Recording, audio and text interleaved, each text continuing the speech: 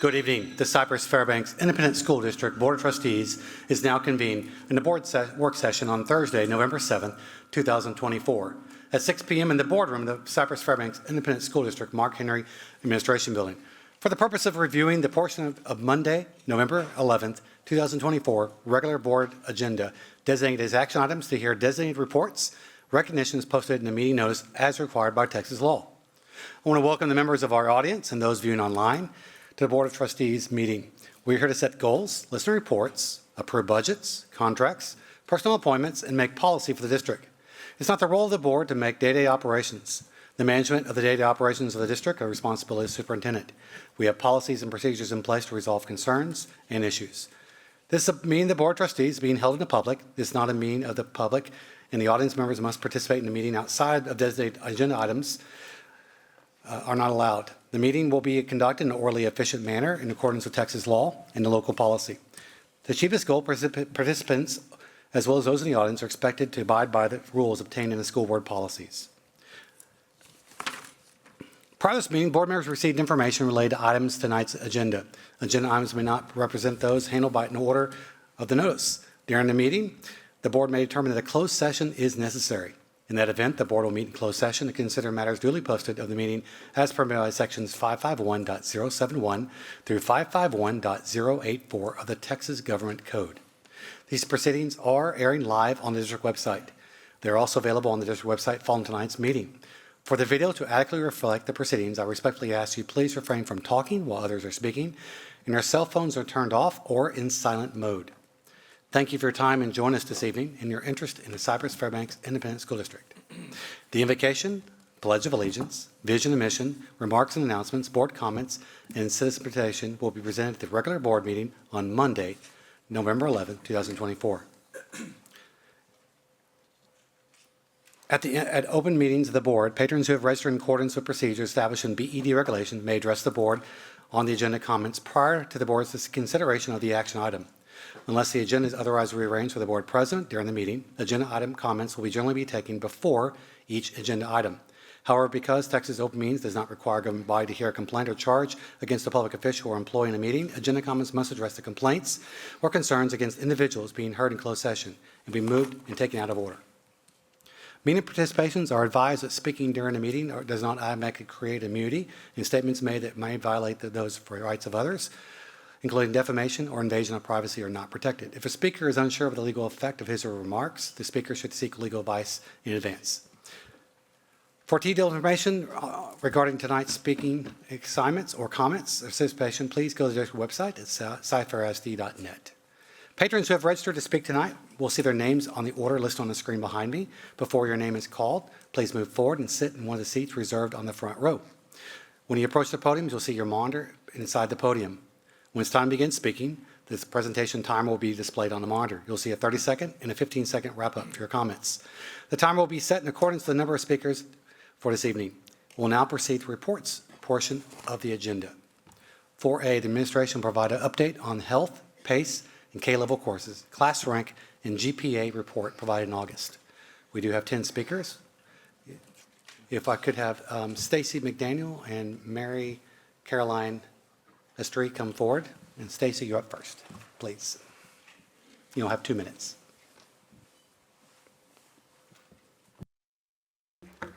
Good evening. Thank you for allowing me to speak to you guys again tonight. Recently, I attended one of the public meetings, and while I was pleased, I was not surprised to hear so much positive feedback from parents and community members in support of keeping PACE as a graduation requirement. The message was clear. People see the unique value that PACE brings to our students. PACE isn't just another class. It's where students learn the real-life skills they need to succeed in high school and beyond. The course empowers students with tools like understanding GPA, developing strong study skills, effective communication, giving back to their community, and exploring future college and career paths. These are essential life skills, ones that truly enable students to take control of their futures.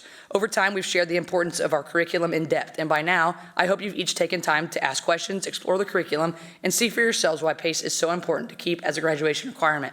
It's still unclear why we're considering removing this requirement. We've heard that it's to align with Texas graduation requirements and to offer students more choice. While I fully support the idea of choice, PACE is the class that gives students the foundation to understand their choices. In PACE, students learn about their options in high school, industry certifications, dual credit, AP courses, elective paths, all of which contribute to their college career and military readiness points. It's there where we teach students about meaningful pathways available to them and empower them with knowledge to make informed decisions. When I shared the possibility of removing PACE with former students, they said, why would we get rid of it? Who's going to teach us about colleges? They were concerned that they would lose out on something important. PACE was a breath of fresh air for them their freshman year, a supportive place during a challenging transition. They found stability, guidance, and purpose, a class that truly met them where they were. Our district places a high value on data-driven decisions. Yet, I have not seen data supporting the removal of PACE as a graduation requirement. Just because other districts don't offer it doesn't mean it's not valuable for our students. If anything, the fact that we have PACE is one of the things that sets us apart, something that gives CFISD students an advantage. PACE is more than just a class. It's a launch pad for students to confidently go into the future with skills they can use for a lifetime. Thank you. Thank you. Mary, please. Followed by Shannon Thomas.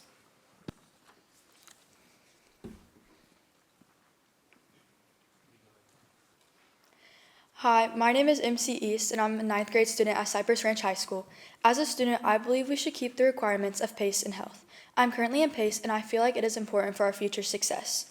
Study skills teach us how to manage our time, stay organized, and study effectively, making a big difference in our academic success. It also helps us in the future with different tasks. Exploring college and career options allows us to discover our interests and passions, helping us make informed decisions about our future. We spend 2 weeks exploring different electives to help us make the best choice for our classes later on in high school. This class isn't just about getting good grades, it's about equipping us with the tools we need to thrive in school and beyond. It prepares us for the challenges ahead and inspires us to chase our dreams with confidence. As for health, learning about physical, emotional, and mental health is crucial for us as students. Understanding physical health helps us recognize the importance of exercise, nutrition, and sleep, which are vital for our energy and focus in school. Emotional health teaches us how to manage our feelings, build resilience, and develop healthy relationships with others. Mental health awareness helps us identify stress and anxiety, equipping us with tools to cope and seek help when needed. By learning about all three aspects, we become more well-rounded. This knowledge helps handle the pressure of school and life, which can lead to improved self-performance and happiness. It also empowers us to prioritize our well-being. Please choose to keep PACE in health as a requirement for all students. Thank you. Thank you, Shannon Thomas, followed by Amanda Mohan. Good evening. I'm happy to be here again in support of keeping the PACE curriculum as a required course in our district. This is just one course and one way that we set ourselves apart from other districts. Thank you to the board members and to Dr. Killian, who read and responded to my email regarding the importance of keeping PACE in our district. After attending several of the public forum meetings, it is refreshing to see the parent support that this course has received. This course is the first step in setting our students up for success and creating a path to greatness post-secondary. This course is also where our College Academy students get their start to earning their associate's degree while also earning their high school diploma. Our College Academy students have already applied to Lone Star College, created a professional email where they can receive all of their college correspondence, completed their 4-year plans over a 2-week period with our counseling staff and myself, learned how to calculate their GPA and semester average and the possible implications of exempting one class over another. Together, my students and I work with each other to help them obtain the goals while making informed decisions that are up to them. These students are learning how to get involved in the school and give back through our community service programs. Help us to continue to advocate for our students by showing them the ways to open doors to new opportunities. Other courses like English 1 and our counselor's plates are already full and do not have room to add the content that would be lost by removing this course.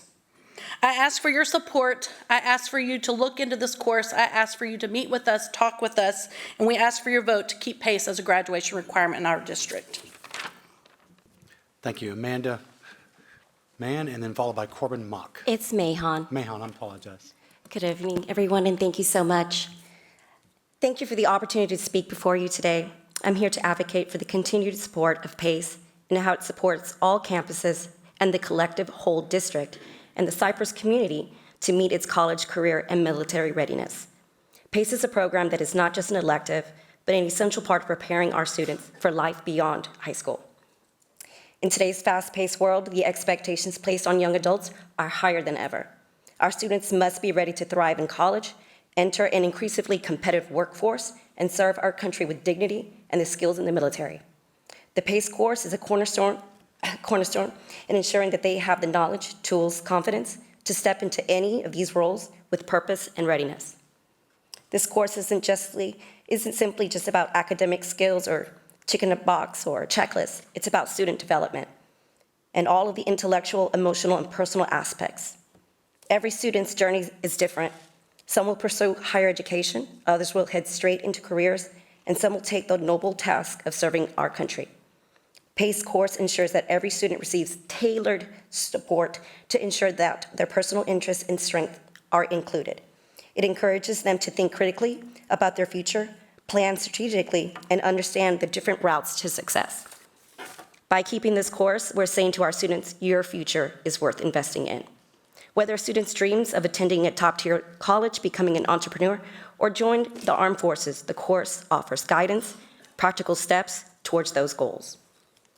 I come to you as a teacher of 20 years of service, an instructional specialist, an English teacher, and I will tell you that PACE is a great place for students to thrive, and it's in its unique place. Let it be there. Thank you so much. Corbin Mock, followed by Tammy Bryce. Corbin? Tammy Bryce, followed by Lori Lewis. Good afternoon. I am Tamia Bryce, the Cy Park team lead for PACE. I'm very privileged to be here today and be able to speak in front of y'all. I am a Cy-Fair graduate. I graduated from Cy Springs in 2012. And I just want to say that as a teacher who's taught PACE, I just have seen the impact that it's had for my students. Today we talked about college requirements and what colleges look for in a student. And I asked my students if they knew what a FAFSA was. And no one raised their hand. No one had talked to them about what that was. And so PACE allows for our students to have conversations about what it looks like outside of high school. We go over job requirements. We actually do mock interviews. And I've had several students from the previous years come up to me and say they got their first job and that the question that we asked in a PACE class was the same questions that employers asked them. It's a direct impact that our students are having by getting this class. I would like for us to look at Cy-Fair as being setting the standard. The state doesn't set the standard, we set the standard. And I have benefited from the standard that Cy-Fair has set. We create students that are engaged, that are empathetic, that are career focused and driven, and that they are educated on the opportunities that Cy-Fair offers them. There's no other class that's doing that for our kids. And our freshmen desperately need these soft skills. They also need to know that they have teachers, that their main focus is to make sure that they are prepared for their class, they're studying, that they are checking their grades and learning how to calculate a GPA. I ask you, what other class offers that right now? I'm very grateful to be able to teach this class, and I really hope that you really listen to the students and the parents and the community, because everyone that I've talked to has said, this is a great class, why would we get rid of it? This is something that our students could really benefit from it. So why change that? Y'all have the power to say yes or no. So I hope that the answer is yes, and I look forward to teaching PACE next year. Thank you. Thank you, Lori Lewis, followed by Holly Scholar. Lori? Nope. Holly? Followed by Rachel Morris. Board members, audience, and those online, I thank you for the opportunity to speak tonight on behalf of keeping both PACE and health as required classes for graduation. My name is Holly Schooler, and I teach PACE at Cypress Ranch High School. This is my 7th year, and I'm passionate about my class, and this is why. What's so special about this Life 101 class? Well, I did not get this class in high school, nor college. I did not have parents who were guiding me, checking my classes, or having important conversations about the next steps in life. I was simply told I was going to college and where. I did, however, get to choose what major of study to complete, but without any guidance or input. I made far too many mistakes, poor grades, had poor study habits, and time management decisions. My dive into credit card debt and the subsequent climb out of debt, and little to no skills regarding how to get a job upon graduation from college, and it left me floundering. I had hard lessons in money management, relationships, and watched friends drop out and succumb to poor decisions. These semester classes inform and prepare our students to succeed in high school. That's what we want, is success for them. And later on, by giving them critical information, a safe place to ask questions and have difficult, sensitive questions answered, to decompress and learn about themselves. These vital skills, time for self-discovery, and thoughtful, educated decision-making are types of proactive behaviors that make for successful citizens of the future. CFISD's vision and mission statement reads, learn, empower, achieve, and dream. We will maximize every student's potential through rigorous and relevant learning experiences, preparing students to be 21st century global leaders. Let's keep pace and health, okay? Let's leave them in the toolbox. Your time has expired. Thank you. Thank you. Rachel, followed by Melissa Turnquist. Good evening. Thank you for taking the time to listen to the feedback provided by not only PACE teachers, but also parents, community members, and students. I believe this course is invaluable in preparing students for the life beyond high school. In just one semester, students learn to set purposeful goals, which helps them stay motivated and focused.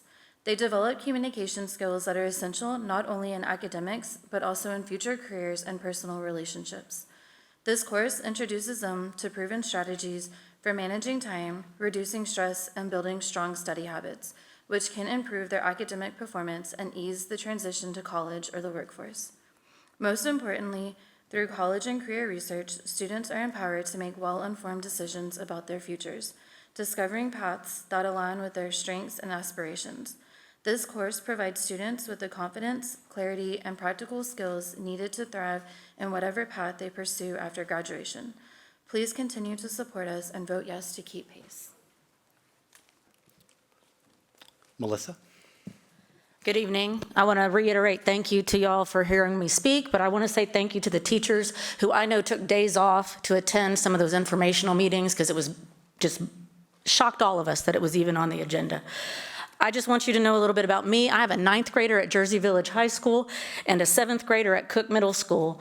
And when Carolyn was picking out her classes for her freshman year, I was like, what is this PACE? I mean, I get health, but what is this PACE? I thought, what could this possibly offer to my child? She is a high-performing college academy student athlete. What could it bring into her life? And I was pleasantly shocked and surprised. She has explicitly stated to me on more than one occasion that it is the single most relevant class she is taking, and it is a useful guide as she evaluates next steps to maximize her GPA, make decisions. It's opened her mind to different professional opportunities because she's not one of these kids who grew up knowing she wanted to be an engineer. They are opening ideas and giving her choice every single day. Health should remain as a standalone class as a partner to PACE for balance and to fulfill the next necessary Texas state requirements. Trying to shoehorn in these requirements into English or science or any other class when those teachers are barely able to cover the topics necessary to teach our kids the basic reading, writing, and arithmetic we want them to learn is simply not a viable solution. For the GPA requirements on transcripts, it's a slightly separate topic, but I'm equally passionate about. Please don't remove the opportunity for these scholarships and college entry to those who are below that 10%. If someone has worked diligently and manages to fall within the 11 to 25% range, this is still an accomplishment. And it should be on their transcripts, and scholarship opportunities exist for these kids. Don't take steps without thinking about the unintended consequences. So please don't remove PACE and health from our freshman curriculum. It would be a disservice to the students and an added burden to our teachers who we adore. Thank you for your time. Linda, the floor is now yours. Thank you. Oh, we have a speaker. Did you miss your slot? I'm sorry. That's okay. My What was your students name? worked really hard on this, so I want to show it off. Can you go ahead and say your name first, please? My name is Lori Lewis. I am a PACE teacher at Cypress Park High School. And I don't have anything written down or planned to say. I just want to let my students' feedback speak for itself. And I just asked them to put down what have they learned that they didn't know before they came to PACE, or how have they applied these life lessons that we learned to their actual life, to their social life, to their schooling. And I'm just going to read you a couple of the responses that really almost made me break down crying in my classroom. So the first one says that PACE has helped them to focus on their future and learn how to handle their responsibilities. PACE has helped them learn about the hippocampus in their brain. One person said that they have learned how to lay out and apply their SMART goals. Without this, they never would have gone through their goal and achieved it without the vision board project. One student said that they've learned how to volunteer and be a productive member of society. One person said that they learned in PACE that would help them in real life later on is their communication skills that they've learned. And the most important one comes from a student who has intellectual limitations in the classroom, who I could not even get to say 2 words to me for the first month of class. And his response for today was, "You have taught me to overcome my fear of presenting in front of an audience." And I don't see where that fits into any other subject where a teacher can teach them so much content and then also teach them how to be social, how to be pleasant, how to manage conflict, how to manage trauma. And that's something that COVID took away from us to teach our kids. And so now they're behind socially, and we kind of have to help them catch back up. I've been an English teacher for 10 years. I know the workload that comes with that. And I'm telling you, there is no possible way for them to get those skills in an English class like they get in our class, being able to work with them one-on-one. So I thank you for your time, and I really hope that your decision is aligned with what's best for the children. Thank you.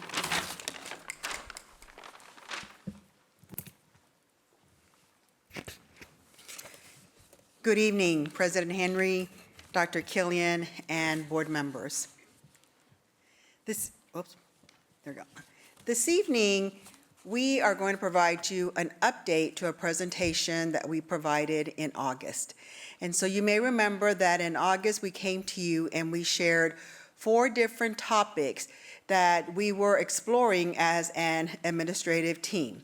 So the first topic was streamlining graduation requirements to state requirements by discontinuing PACE and Health as CFISD graduation requirements. As I shared back then, PACE and Health are ours. You as a board at some point approved that they would be locally required graduation requirements. The second one was to create a class rank and top 10%. The third topic was to remove the K-level option where there's an advanced course, dual credit, AP course. And then the fourth one was to create a rank GPA used only for class ranking. And so today what I'm going to do tonight is just simply walk you through the input that we received and what the data is that we received for each of these points. I will share that the only point of these 4 topics is number 1, that will at some point require board action if the board decides to do anything different than what we are already doing with PACE and Health. The others are positions that the administration has looked at, and we will share what our findings are and what our plan is to move forward. So first, I want to share with you the communication that we provided regarding these topics and meetings that we were going to have. So first of all, I want to thank the communications department for helping us with getting the word out every possible way that they could. So the first thing that they did is they helped us with sending out a school messenger to all parents of students in grades 6th through 11th. These are the ones that are either being impacted or will be impacted in a very short time. They also provided a social media blitz for us so that the whole world could know about what we were considering and also the meetings that we had and the information we had online and the opportunity to provide feedback online even without attending a meeting. On the district homepage, if anybody went to it, right away you saw a pop-up of information regarding these topics. And so it was in the scrolling piece of it, and you clicked on it, and it took you to the information. And then there was a dedicated web page with slides and links where parents, community members, anyone could provide input on these 4 topics. Additionally, we presented to the Community Connect Committee. We also scheduled 2 public meetings, a morning one and an evening one. And then based on input that we received, we added a 3rd meeting, and it was an evening meeting. The meetings the evening meetings were very well attended. We also provided the information to the DEIC and also provided the information and sought input from the Superintendent Student Leadership Committee. And as I've shared with people, that student group is very upfront with you. There's no shyness that they have. So first, let's look at the graduation requirement, removing PACE as a local graduation requirement. So you can see from the data that 79% of those that participated in providing input disagree with removing PACE as a graduation requirement. And then you can see with the bar graphs how that all kind of lays out. What parents said, what community members said, what teachers said, and what students said. And then there were 6 that didn't identify themselves as in any of these different categories. I want you to pay attention to the bar graph, because you're going to see in a little bit another set of data, and it looks very similar. We just look at the pie graph, but what changes is the bar graph, how different groups responded. So this one is PACE.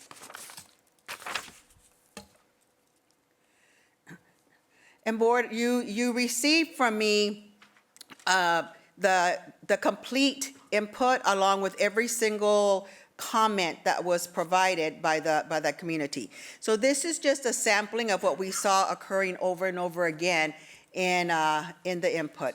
And so you can see that one of the comments that was a common theme had to do with placing some of these responsibilities in the English class. Also regarding the opportunities for career paths, research, just the different things that we do in PACE. And then the last one that kept coming over and over again was having to do with the 4-year plan, the College Academy, and that is an area where they get their start and get their lead. And then also the concern with burdening counselors. So those are the topics that kept just appearing over and over again.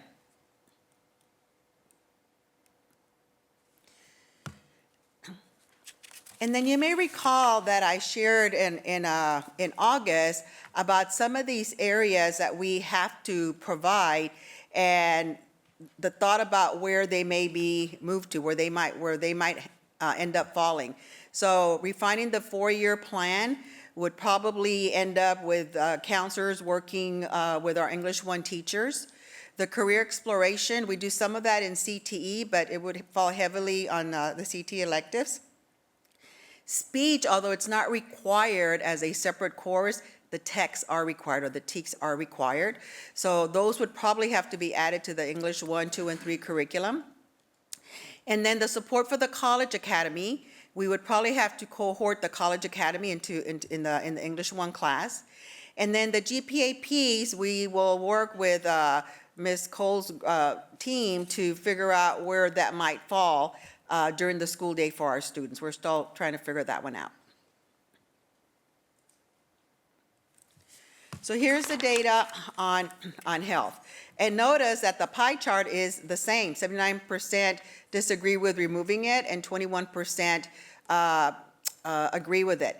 But when you see the chart, the graph, you can see how that changes with who responded to the different areas. But as a whole, you can see that whether it's a parent, community member, teacher, or student, they support keeping this as a required course for graduation.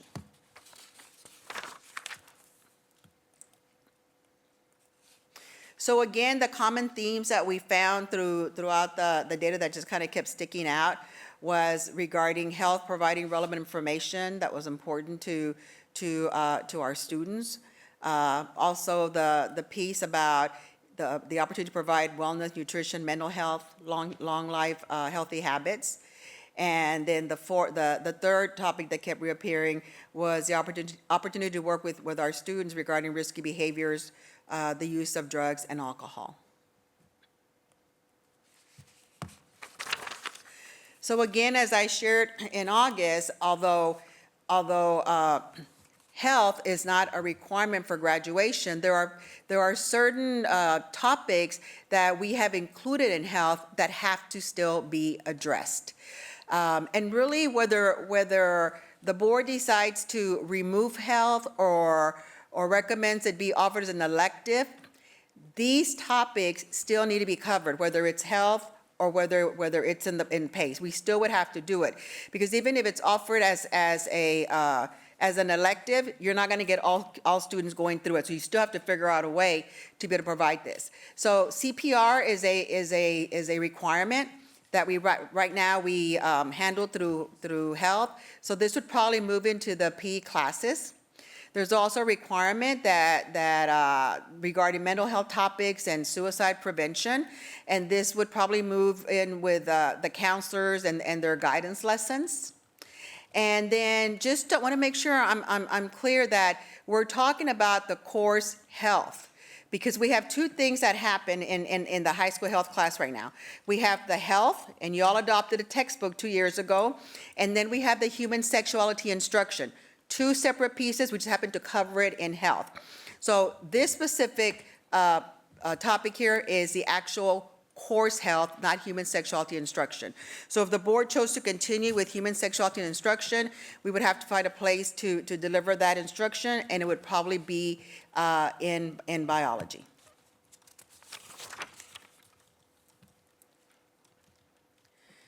So let's move on to the next topic, which is remove class rank from student transcripts and rank the top 10%. We heard loud and clear from the community on this one. And although you kind of see that the data says 53% agree, that information doesn't really represent what the face-to-face people shared. They were confused about how this was going to happen.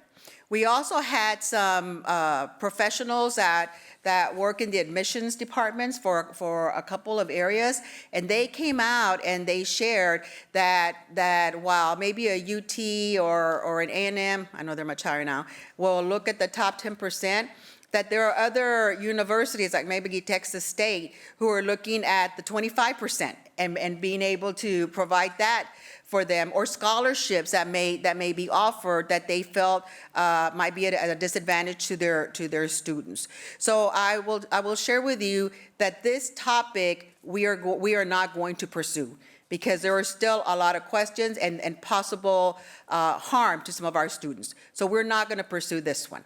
But just so that you know, again, this is some of the things that kept appearing over and over again, pretty much what I just shared, concerned with negative impact. The next topic is remove K-level courses when there is an advanced placement or dual credit option. This one was also loud and clear, both from the community and from students. They do not want to remove K-level as an option. However, through the face-to-face meetings and even in visiting with the superintendent's students, they acknowledge that K-level does not carry the same rigor that dual credit or AP carry. So they acknowledge that, and then along the way, suggestions started coming along with keep K-level, but go ahead and change the weight of K-level. So make K-level a 6.5, and then dual and AP a 7. And so that is what the administration will look to do. So you can see some of the comments that were reappearing over and over again. Some kids being more advanced than the L level, but still needing a little time in an advanced course like K before they actually moved into dual credit and AP. There was also some concern from some committee members about the cost of an AP course or an AP test or dual credit. We know that we have great support from different sources to pay for some of these fees for our economic disadvantaged students. But there was concern about students who were not economic disadvantaged, but kind of right there on the cusp, and not having those funds to pay for that. So the administration plans to continue with K-level, but reduce the weight of the K-level class. The next one, which was probably an interesting one too, is create a rank GPA from a standard of set courses for all students. You may recall that when we talked to you about this topic, we talked about the opportunity to provide students choices in taking courses that are of interest to them without having to worry about the GPA game or the impact of GPA. And we've been talking to different districts about how they do this and how they provide this. And so you can see that for this one, 60% of the community, the input disagreed, and 40% agreed. However, when you see, hold on, let me go back one. There we go. So they don't laugh at me, they disagreed. However, as we talked to them, the reason they were disagreeing was because they felt that they didn't have enough information to either support this. They wanted to see the list. They wanted to see the list of courses that were going to be part of this ranked GPA and how it was going to play out. They really want to see the comprehensive plan in place. So what the administration plans to do is put this aside for just a little bit, spend the rest of the year working with focus groups of teachers and looking at what are the courses that would be part of the ranked GPA. We also want to make sure that no one thinks that we're trying to remove other advanced level courses, because that's not it either. We know everyone has different options they would like to choose.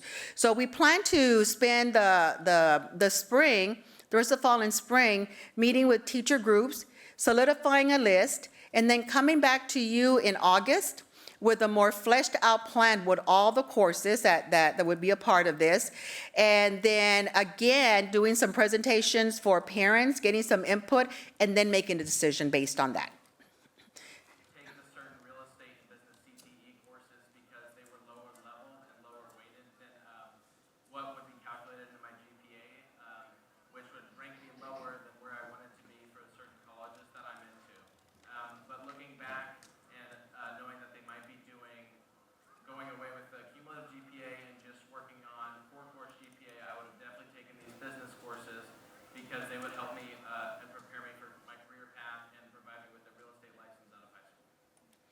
And this is why this is one topic that we want to investigate a little further. This is a student that's in the superintendent's leadership group, and as we talked about, he popped up and said, I'm going to be a realtor, and I could be leaving high school with my realtor's license, but I didn't pursue that because it would impact my GPA and getting into the college of choice. So we'll come back to you with more information on this specific topic. And again, here's some of the information that kept coming up and up again. You can see they want to see a broader course selection. They want to see a plan for this fleshed out before they will give some good input and data on this topic. So that concludes the presentation, the report. I'm happy to answer any questions that you may have. To my right, any questions? Dr. Macias, so of the 4 topics you're looking for board direction on, really only the PACE and health topic? Because it seems on the GPA items that You're not going to recommend any action on one of the GPA items. The last GPA item, you're going to do some more evaluation, come back to us in August. And you're not asking for any K-level direction tonight, because the plan is to go ahead and continue K-level, but there's going to be a decision to change the weight. So I guess you guys are just looking for some direction on the PACE and health component? That is the only one that requires board action. Okay, The okay. others were information provided for you Right, that the right, right. administration is working Sure. through. I would just interject there and just say that we are looking at, Christina had pointed out to us that any decision around health needs to be kicked back to the SHAC committee, or School Health Advisory Committee, because they do have oversight. So that's what I'll be doing before you guys get anything coming forward with health. So one of the questions I have is, I think the board and the community could benefit from a little historical perspective. So how long have PACE and health been requirements for graduation in our district? It was, yeah, it was advanced academic strategies before, but we're talking about 15, 20 years. It's been many, many years since the state changed the requirement. So from our perspective, what was the thinking behind us making it those classes a requirement, and what has changed now for us to possibly be looking at making them not a requirement? Well, I think the point for health has always been an opportunity to set students up for success in high school. It is similar to a course that freshmen in college have to take now. Every freshman has to take a semester course that provides opportunities to set them up for high school. I'm sorry. You meant PACE. I said You PACE. I'm health. sorry. Yes, thank you. Thank you. I'm talking about PACE. And so that hasn't changed. How do we provide opportunities to set our students up for, in this case, for high school, and how do we provide them with the knowledge of a GPA or courses, or Ms. Heineman talked today about being able to see firsthand the CT courses. Also, today we have CCMR that we are responsible for, and that we have to make sure that each kid is college and career and military ready. So as some of the speakers shared, that is an opportunity to expose the students in that arena. As far as health goes, as I said, that was a decision that was made many years ago, and I think the community, even back then, and even when we adopted a couple years ago, felt that it was still an area that needed to be taught or continued, because it talks about, as I said, just different type of healthy, risky behaviors such as drug use and alcohol use. And we just went through, 2 years ago. 2 years ago, I think there's, four members on the board that were part of the discussions and the adoption of the health textbook and the human sexuality instruction information as well. So as I'm looking at it, so there were a number of reasons why we made this a requirement years ago. From my perspective, I'm not seeing any reason why we wouldn't want them to be a requirement. I don't think many things have changed since then to necessitate us changing them and making them not a requirement. I feel like from a lot of the community comments tonight, as well as a lot of the comments that we've seen from the survey, that there's a lot of value and advantage to having them maintained as a requirement, especially when we're talking about the health class, and we're all very much aware of the increasing needs for mental health and mental health awareness, and how students are continuing to struggle with that. There's a lot of advantage to that. And so, this is something that we'll talk about Monday night, but from my perspective, I see there's a lot of value in maintaining them as a requirement. We're not talking Monday night. This is not action. This is report. It's not an action item. No action on it. There's no action on it? No action on it.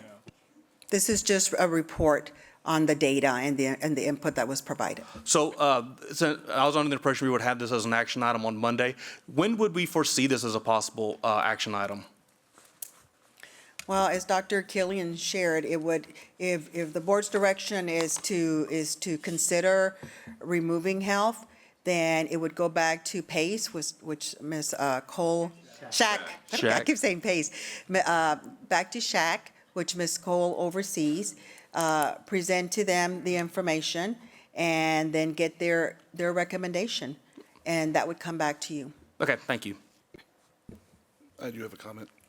Dr. Macias, can you describe, so you're showing us the survey and you're showing us the feedback from the community. So was that a survey? Was the feedback based on a survey? Was it based on attendees at the listening sessions? How was that data collected? So it really isn't a survey, it was input. Okay. It was input that was collected from people, community members that attended the face-to-face meetings, Okay. but also they were able to look at the information through social media, through the district website, and there was a specific link there that they could click on and also provide the input. Okay. Thank you. And Linda, can you just, for point of clarification, remind us of how many responses you got? Do we?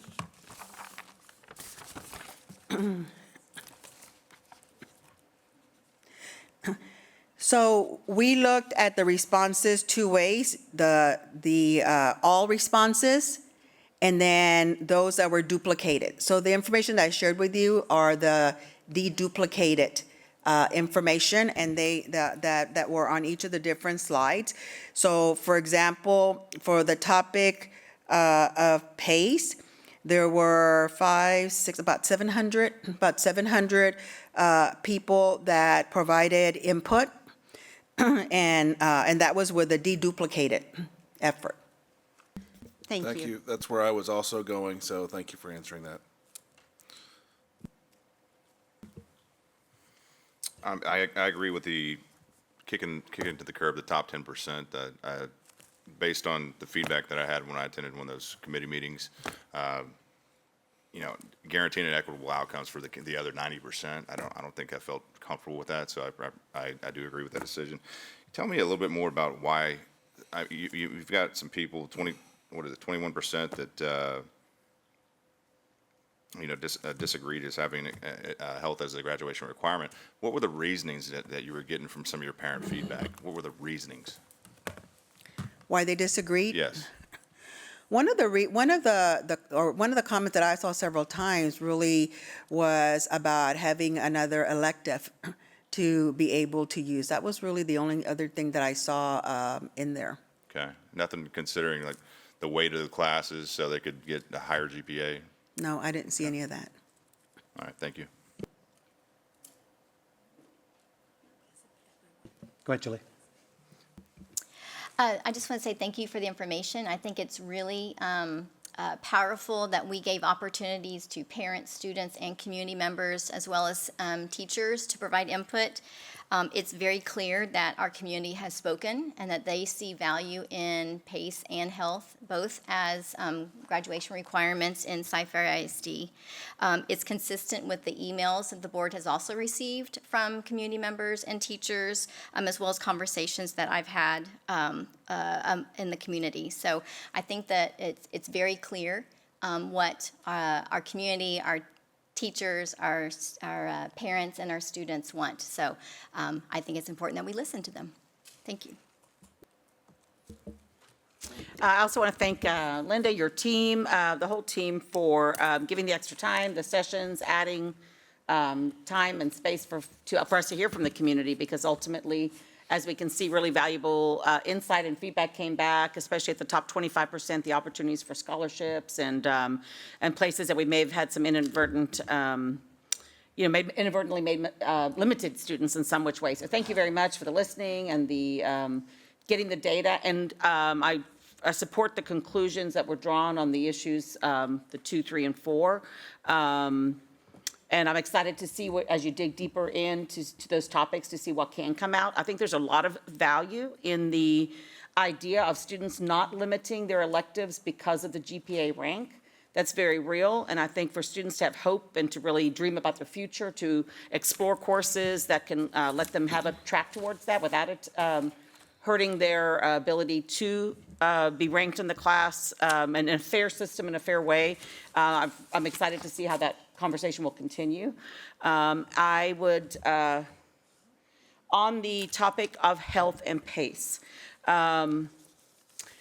I would say, when we set our goals last meeting, we started to create our CCMR, College Career and Military Readiness Goals. I made a comment that I would like to see them be actually more robust, to truly look at the whole student. Who are they developing into? How do we track that they have a plan towards enrollment, enlistment, or employment? You know, how are we going to know that each kid is being supported purposefully? And so frankly, freshman year is great, but there's a sophomore, a junior, and a senior year we also want to see that students are supported in. So I would hope that this conversation can continue to see what are we doing, not just in freshman year, but as they go up the pike, and make sure that there's purposeful plans. And so we'll continue conversations with our we have a whole PACE community that's shown up at these meetings to say, hey, we are so passionate about what these kids are, what we're doing, and we don't want to see it. So maybe that community is part of a solution into 10th, 11th, and 12th grade. How do we be holistic in our model? Maybe an advisory model is what they've been called in the research, but how do we continue to make sure that that's not just front-loaded, but that's something that continues and allows us to know for sure that kids have are better the day after they graduate than the day before they graduated. So I'm excited about the conversations. And as far as health, I frequently speak about its parents and parent choice. So I know they're coupled. These courses became coupled because they're semester courses. I did hear one person in the parent session, I think she was actually a teacher, talking about some prerequisite classes as an option where kids could take prerequisites that would help them to catch up, because some kids who weren't born here in Cy-Fair or got here as soon as they could, as I always say, they didn't have a chance to take some courses in middle school, so they're actually already behind in the game, and also for them to be able to accelerate or catch up or do a math class or whatever. So I was excited also by that comment, because I would like to decouple the PACE and the health conversation, but then also to the topic of health. You know, these are the topics in the book. We did have 96 changes, and so our curriculum is based on a book that was approved a couple years ago with lots of changes. So not the book, but the topics. You know, health and wellness fundamentals, interpersonal skills, you know, promoting mental and emotional health, shifting to positive thinking, managing stress in your life, understanding mental illness, following a healthy diet, body image, physical activity, vaping and tobacco, alcohol, medication and drugs, personal safety, environmental health, communicable diseases, non-communicable diseases, health across the lifespan, maintaining healthy relationships. These are not bad topics, and so I would say that's something that if a parent wants their child to take that should be a choice they have. I would want that to be access to that information in a whole way. Even my own self as a mother, I did Girl Scouts. Why? Because you're always wondering, like, what am I forgetting to cover for my kid, right? Like, what am I forgetting to offer them? What topics are there to make sure that they're well-rounded and they understand things? And so this may be a place where people say, hey, I don't know enough about those things. I'd like my kid to get that information. And so I would hope we could decouple the conversations, and I would support health always as a parent choice. So thank you so much for bringing this thought-provoking work. And to me, this is the very work we should be doing, right? Saying, hey, how's this serving our kids? We've had things that have been around a long time. Does the model still work? Ask the critical questions, get the feedback from the community, the full community, meaning our teaching community, our students, and our parents. And you did that. And we learned a lot and onward. So thank you. I feel like we make ourselves better by these conversations. I have a comment. Some people asked why we were even doing this, and so part of that question is that we are always assessing ourselves, we're always measuring things, we're always trying to improve things, and so some of this was research and discovery and getting the feedback that we wanted from the community, and it has been very clear PACE is important. It sounds like it's a great class. My students took it. They benefited from it. I appreciate it. So I just agree that there's some ability, if there's a way to make it where we can even help students in their sophomore, junior, senior year with something like this, I would love to see that as well. Thank you, Linda. Go ahead. Just real quick, for historical reference, so, you know, at one point, speech and health were coupled together, but this course has existed, not PACE itself, but an iteration of this course before. So was it a year and a half worth of requirements, and then we had to find another half? Oh, is it a year course? It's always been a one-semester course. Prior to making the change to PACE, it was offered in 8th grade, and students in 8th grade could take it for high school credit. So there was a little bit of flexibility. I think, and you may remember, she said 38 years. I've been here for 32 years, so it's been here the whole time that I've been in the district. But I think around the time that we made the switch is when the graduation requirements did change, and then they revamped the curriculum to align with, obviously, the four-year planning and course selection. It used to be more focused on advanced academic strategies, kind of learning styles and that kind of, which I think is still embedded into the curriculum, but not as focused on the four-year planning process as it is currently. Cool. Thank you. I do have one more comment. Just quickly, I think given that we're evaluating the recognition of weighting that we're going to be doing, it's going to be important for our students to have sort of a standard way that does not impact their GPA, to be able to understand the impact of that as they're doing their planning, right? We don't want to roll out a change without equipping them to understand the effects of that change. So I think it's actually going to be good that we're actually bundling all this at the same time. So, Mr. Scanlon, if there was to be any change, I would recommend that you wait and start with a cohort of students. For example, for health, we have not offered health as a summer option for 2 years. So it could start with a 9th grade class, so that, because if you start anywhere in the middle, then you're creating some disadvantages in GPA. I think my point that I'm trying to make here is that we've discussed with adjusting the weighting whenever that does occur, that we're equipping the kids in class to understand the effects of that change. So that would not kick in with any current high school students. It would probably start with either a 6th grade class, because they start making decisions about high school credits in 7th grade. Yeah, okay. So, yeah, it wouldn't start right away either. I just want to make, this is about in 2014 or 2015, I learned about a mentoring program, and so it was with community volunteers, I'm trying to remember, Ambassadors of Compassion or something, and I think we've had that conversation. I think Julie supported that with mentoring, but it was a mentoring program, and I went to go see it in action, and it was held in the PACE class, but there was even a second semester of PACE for students who had come in not prepared from middle school. So we had identified, these students will need the extra support. And so I just thought that was very caring, and I was intrigued to see, I'm not sure if that was just a Sice Springs thing or if that's something was actually at different schools. But to me, our intervention and support model to understand and recognize kids and give them that little something extra, I thought that was really promising. And so I don't know, I think Julie may be able to tell us more, she's pushing her button, about how that exists now, and just making sure that we continue to have, I think when the teachers were speaking tonight, it hit me, the idea about PACE, it's all about them. Like no other class, it's always about the content, the subject, what we're going to be tested in. And this is just about them, hey, I'm thinking about me, what is my focus, what's my plan, what are my goals that I'm setting. And so, that has its role as far as what we're asking kids to do so much. There's so much demand and stress, and with high stakes accountability and, this pressure on a GPA and all these things, I think it's very interesting that for the last time right now was in 9th grade. I don't think it should be that way. I think it should be 9th through 12th grade, that the focus can be on them and their goal setting and becoming that portrait of a graduate.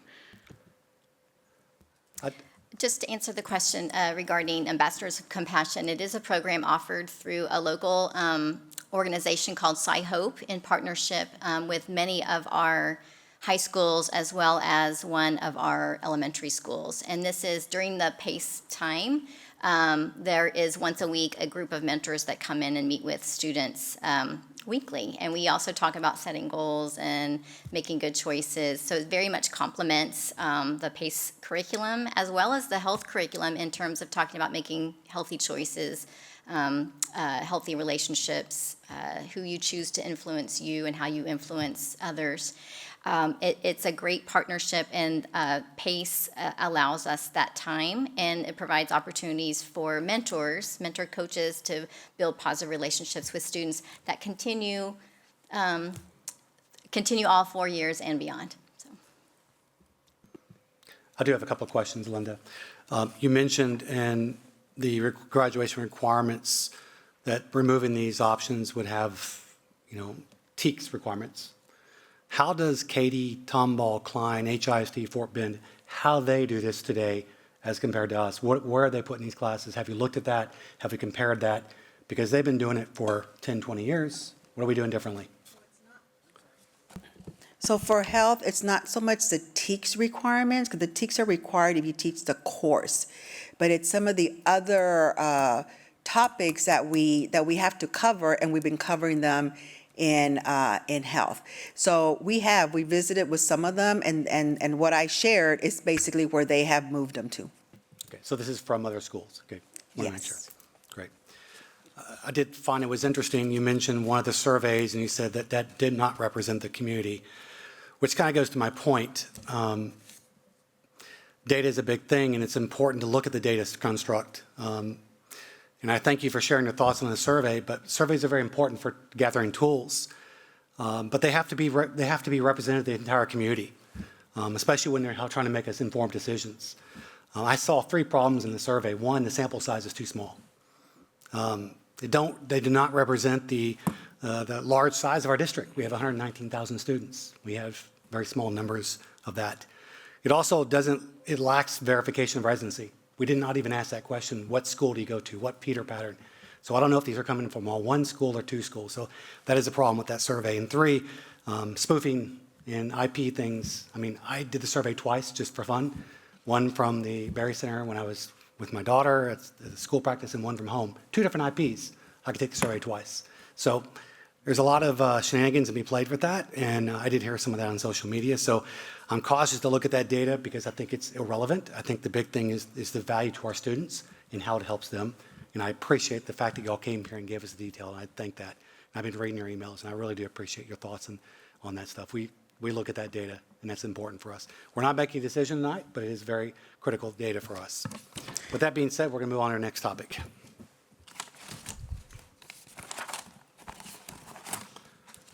(4B), the administration provided a report on the beginning of the year of formative assessments. Dr. Macias, you're up again.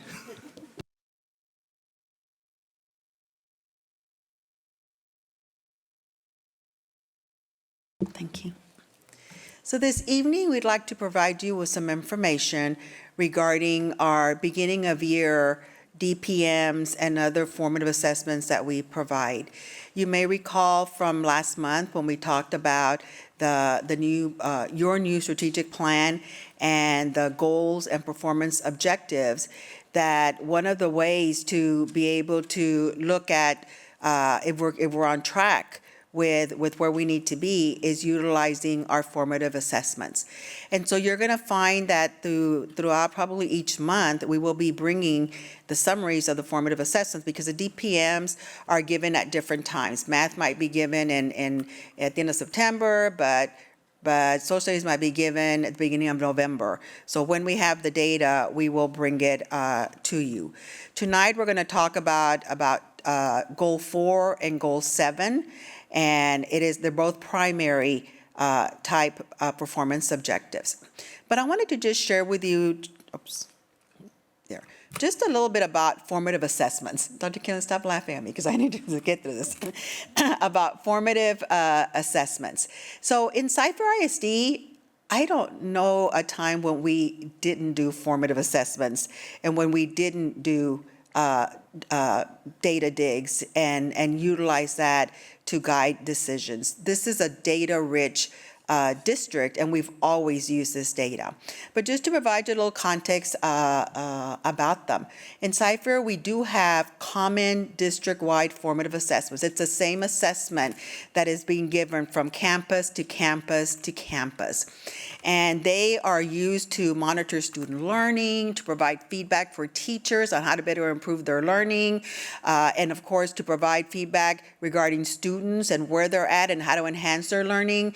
They're used to identify learning gaps, and they're used to be able to tailor instruction to meet those individual needs of students.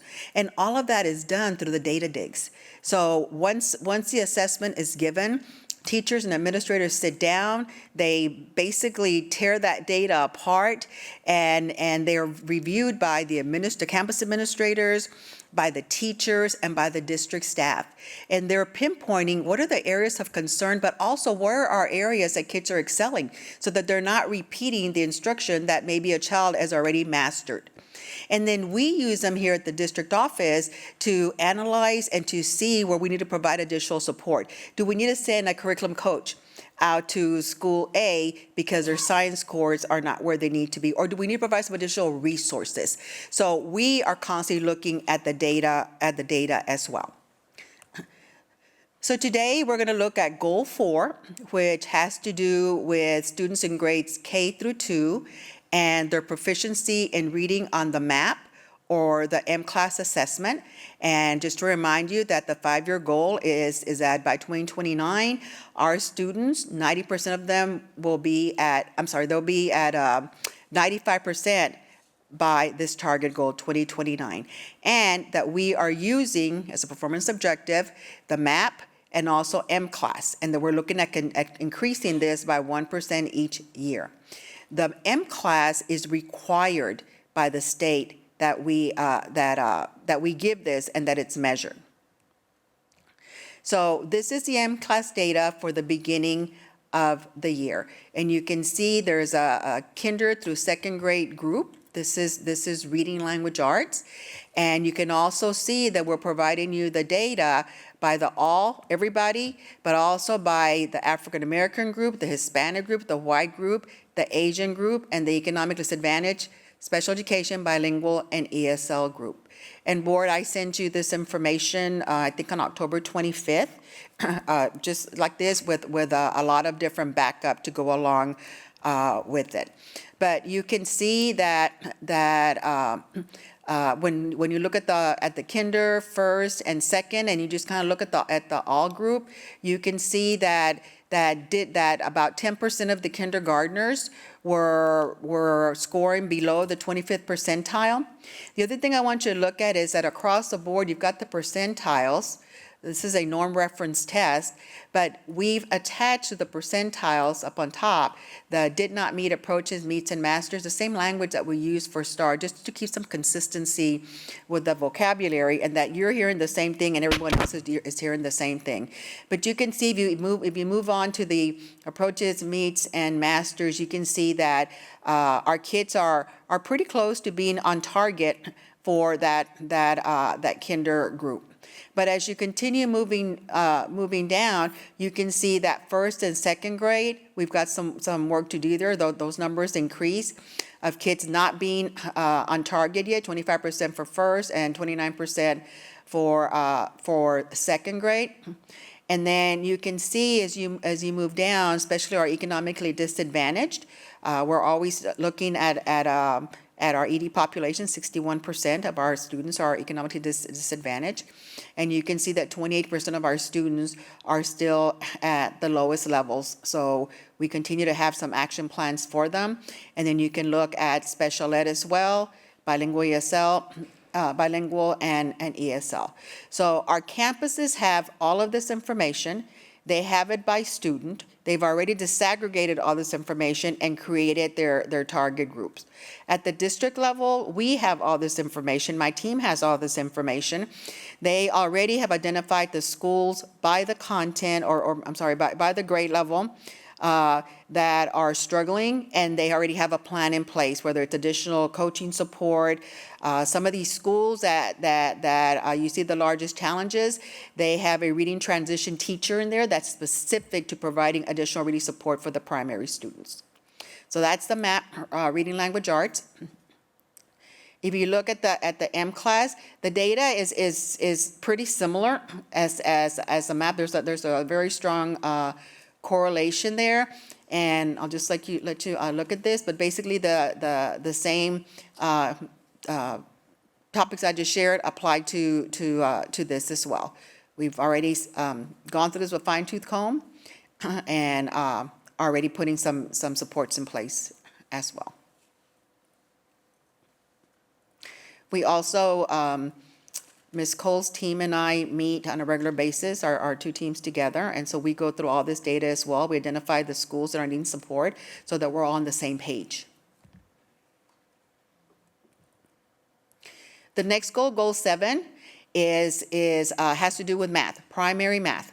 So K through 2, again, by 2029, 95% of our kids will be on target. And so if you look at the performance objective, again, we're measuring the growth. In this case, it's on the map, just on the map test. And so again, you have the data before you, the same setup where you have the grade levels, and then you have all the different target groups, including the special populations there. And then you can see the areas where we're seeing that we need to provide additional support, and we've already started doing that as well.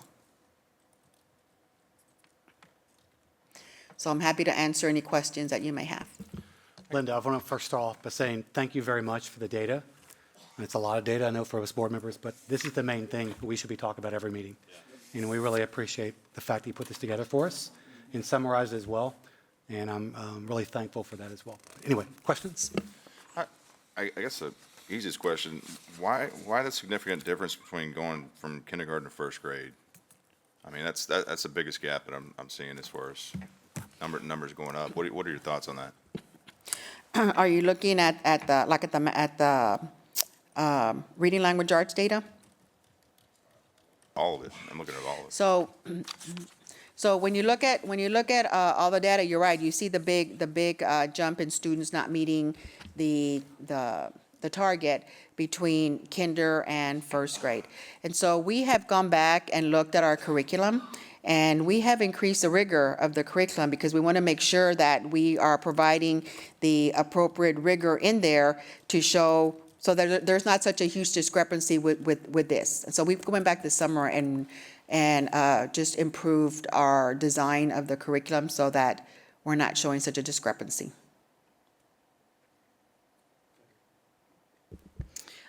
Same thing. Wow, it's a wonderful moment getting to have us have the data in front of us and even have it be labeled, goal 4 and 7. I want to go ahead and appreciate Teresa Hull and her leadership and Christine and her leadership of our Academic Safety, Vision, and Planning Committee members. The 3 ladies over here are the members of that committee, and all of the team, Christina, everyone, Doug, our superintendent, Dr. Killian, everyone's there, and it's been really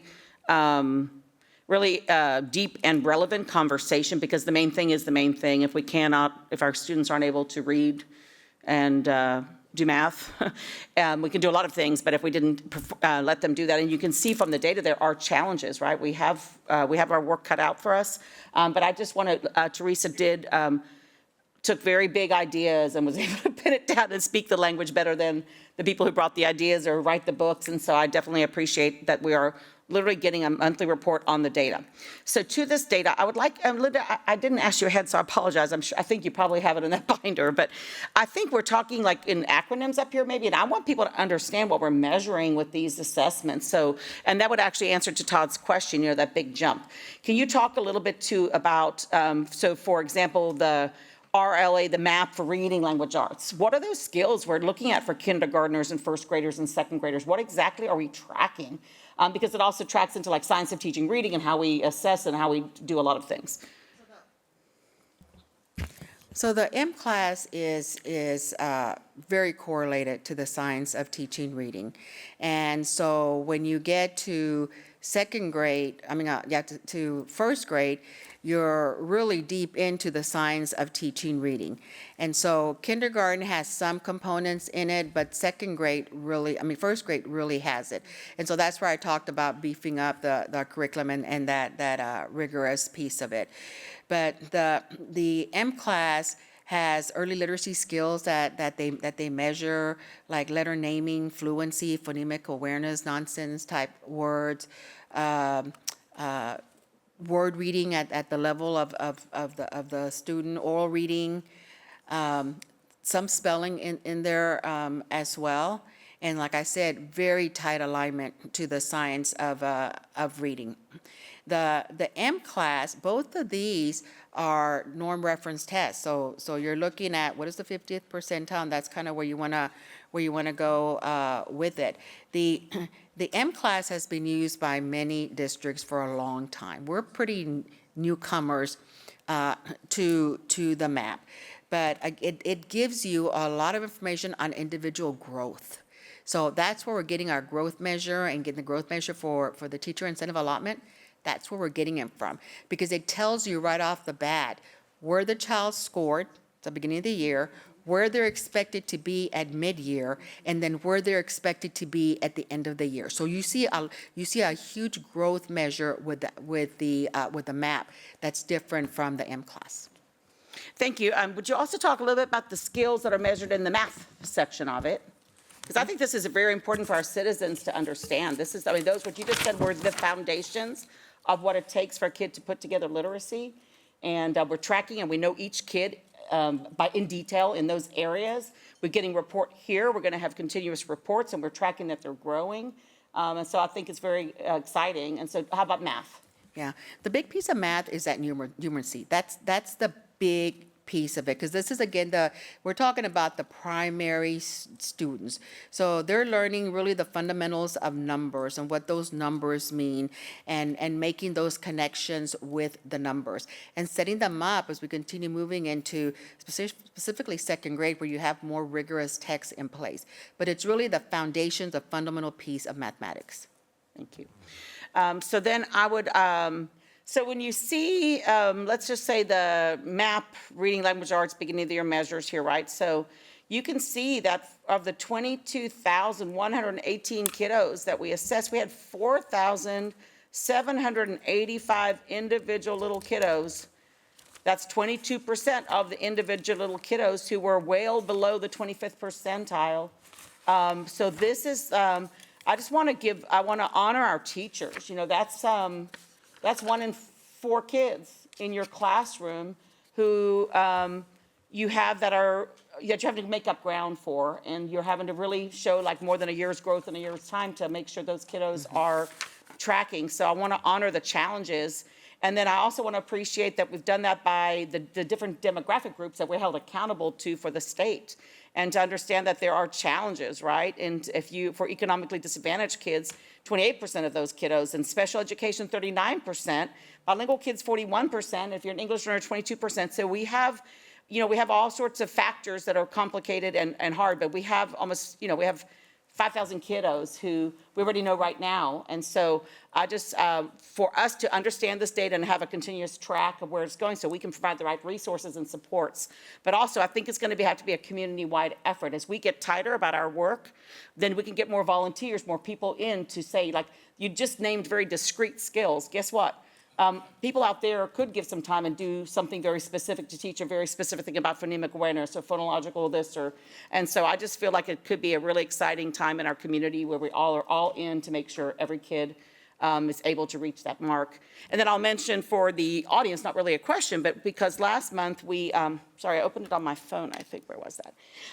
So last month when we had our committee report and we understood on like our strategic plan and our directives and the great work that Teresa and the team have done, and Dr. Killian and everyone, we had wrote a goal where we said, so first of all, this was goal 4, right, which is about the percentage of kids. But goal 5 then said, 90% of the students in grades 1 through 3 who did not meet the prior year end of the year score, and we have a different score because we have to use a different measure, the RIT score, will meet the 50% AMERA reading mastery score. So what we've now done as a system is not only said, we're going to track these kids all year, but if I let this kindergartner right here get out of kindergarten not being on level, we're going to make sure the next year that we're tracking them until we know that they're on level. And so we have a system by which we can know, are we closing that gap and are we meeting kids' individual needs? And so I just couldn't be more pleased or proud or excited or challenged, truthfully, because it's not easy. This is a widespread concern, but I definitely know it's the right work to do. And we'll have a report for you on that goal in December too. Awesome. Well, thank you so much for your incredible work and so fast and so powerful. Thank you. Linda, you and I talked about this very briefly, but it may be a question for Marnie. I reached out to Marnie. I wasn't able to get a hold of her today, but have we ever researched, and I don't even know if it's lawful we are able to get this, but breaking down student groups into two-parent households or single-parent households or even no parents, any way of getting that information and actually seeing, I even questioned it on the STAR as well. Is that even possible? I don't know that we would have a way to aggregate that data. We, in our record keeping online, we do list Guardian 1, Guardian 2, but students may have legal guardians that don't, fit what you just described. So we wouldn't have a way to aggregate that data through eSchool, to my knowledge. Yeah, we don't collect data whether they're in a two-parent home or a single parent home. I just have a comment. Linda, I want to say thank you again for this information, to your team, to the cabinet for working on this. This information is so extremely helpful. It helped us to set our goals and then to see the data. And we know that the teachers and the schools and all of them have been doing this hard work, and we so appreciate that. And to be able to bring it to the board and the community, I'm very super excited for that the community is going to be able to see through the regular updates of curriculum and instruction. We're going to be able to see this data, and we're going to track these kids, and we're going to see where they end up at the end of this year. And I echo what my colleague said, Dr. Blasingame, that I hope that we get more volunteers and businesses that are invested in Cy-Fair that will come in and help these students and make a difference, because we will see the results of this as coming together as a community. So I want to say thank you so much. This is excellent work. Yeah. So yesterday I was at Warner Elementary School. Thank you to principal and APs out there for your time. And as I was going through the tours I've done with lots of other elementary schools, I had a chance to see the science of teaching reading in action and what they're doing in our K, first and second grades. As you're bringing this information to us, I already know, so I'm really saying this for the community, that all of our principals and instructional specialists, they share best practices among the different schools. So I already know that that's occurring. Do you guys plan on bringing to us the recommendations of what you've seen work to move the needle, to improve, or the learnings that you're taking away from this, and you applied approach number 1, approach number 2, approach number 3, and you found out approach number 2 seemed to work better in certain situations? What can we expect as a result of this information back from the administration? We can provide a report as you're asking at any point that you would like it. We could, as you said, we do share that. Campuses, they visit each other sometimes and walk campuses. And then at our curriculum roundtables, the principals will share different strategies that are working for them. We actually, when we look through the data, will identify some schools and ask them to share at the roundtables as well. But if the board would like us to put together a report and bring it either maybe in December or January, we can certainly work with our campuses, put it together, and have a couple of them come and share. Just feedback from my colleagues, I think those are the stories that the larger community needs to hear, that they don't get a chance to be in the schools the way that we do. I think that would be something that is meaningful. We're going to get insight from it as well, but I think it's part of the story of Cy-Fair ISD that the larger community would have a chance to hear that sharing of knowledge, sharing of best practice, and the results of focused effort. And I know that you've talked, Mr. Scanlon, before firsthand about visiting some of the schools and actually seeing the data digs in action at different schools. One question I have, Linda. So, for instance, I appreciate how you've put this in STAR terms as well. Does not meet, approaches, meets, and masters. Just for our understanding, when we're talking about, like for instance, Goal 7 says the percentage of students in grades K through 12 who are proficient in math, MAP, will increase from 90 to 95%. How does that correlate to the STAR? Are we considering proficient approaches, meets, or masters when we're looking at this? So approaches is passing on STAR. Meets and masters is going beyond that, Right, but when we are actually determining what's proficient, how are we equating that to STAR? So you're looking at kids that are at about the 50th percentile. That would be think about the curve, because this is a norm reference test. So students who are like right at the 50 or right below the 50, those are the kids that we're saying you're pretty on. You're pretty on where you need to be. So we're looking at, if we increase from 90 to 95% in 2029, what we're saying is that we are going to have increase from approaches to meets. We're going to move into meets because that's above 50%. That is correct. Okay, thank you. Questions? Go ahead, Julie. Really just a comment, that having additional data is extremely helpful for us to help us understand how we are meeting and working towards our goals. I just want to express some caution about asking for more data, more testing, more reports, and just allowing our teachers to teach and our administrators to administrate. Sometimes we just need to sit with it for a short time and then just see what additional information we might need or what additional reports we might want. But allowing our teachers and our administrators, I mean, this is new. Let's let them sit with this for a semester and then add additional requirements or requests. That's just something I would like us to consider. I agree with you with request from our campuses, but none of this data is not extra testing that they had to do.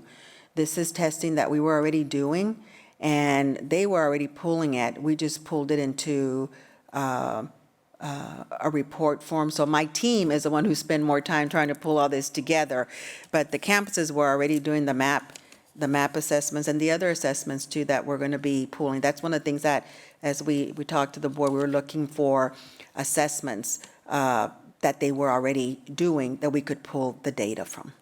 Yes, I understand that. In my visits to schools, I hear so much feedback from teachers about all the testing that is taking place. I just want us to be very cautious of that.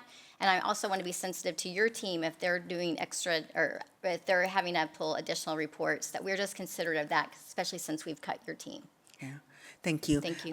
Another thing that I'll just add is that this summer, we spent a great deal of time working with some principals of how we could realign the assessments. And because that's what we were hearing. Exactly what you said is what we were hearing. And so we spent a lot of time with realigning the assessments and even reducing some of the assessments. So I'm hoping you're going to hear, as you're out there this year, that they were able to have fewer assessments. And like you said, that time to be able to teach and collect the data. Actually, you mentioned something just quickly in passing, the teacher incentive allotment and how this data was used. So I just wanted to revisit that.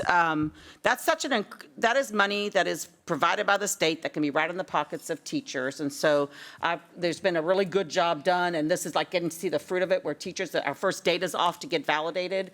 Can't wait to hear which teachers got extra, earned extra. But this, with us all focused on this work, we're going to help more teachers, because we're going to identify where, for example, just the question asked by Todd about why is it so different from kinder to first? And then you said, well, we see there's some rigor gaps or something we need to do to prepare kids up. I cannot wait for us to, as a whole system, make sure every kid's growing, and then the state can validate every teacher and kinder, first, second grade, and they end up all getting the teacher incentive allotment money because of the fact that their kids grew and grew and grew. And so, but also challenge us to see, so we started with some core curriculum areas, and that's right. But I can't wait for us to also then be able to have this in place and move on to some other core areas or other curriculum areas, so that more and more teachers can take advantage of being able to qualify for teacher incentive allotment. Because teacher pay is hard to increase, every time our budget crunches in every little increment, but that's something that is not district money, it's state money, and it pays right to teachers. And so let's go get more of it. We've started working on that, Dr. Blasingame. In fact, we just had a meeting this week regarding the possibility of looking at our benchmarks, our DPMs that we already have, and seeing if there's a growth measure that can be embedded so that we can begin adding more and more. Dr. Claiborne and I just had a visit with a statistician about how possibly we could look at that. So we're gonna do some modeling to see if that'll work. Awesome, thank you. Just a couple of questions. Go ahead, Doug. Okay. Just a couple of questions. I want to drill in a little bit farther, in dialogue with Lucas about replicating success where we see success in our district. I mean, we have a lot of we're so big sometimes we forget that there's so many great things going on, and I see it in a lot of our schools. But how do we replicate that success and then acknowledge the greatness from what we have and then push that forward as well? Like, I know y'all have your big seminar you do every year, which brings in money for the district. How do you get those people in front and center to recognize them, but also share those best practices around? I'm not asking for an answer, but I would just encourage you to look for those pockets of success.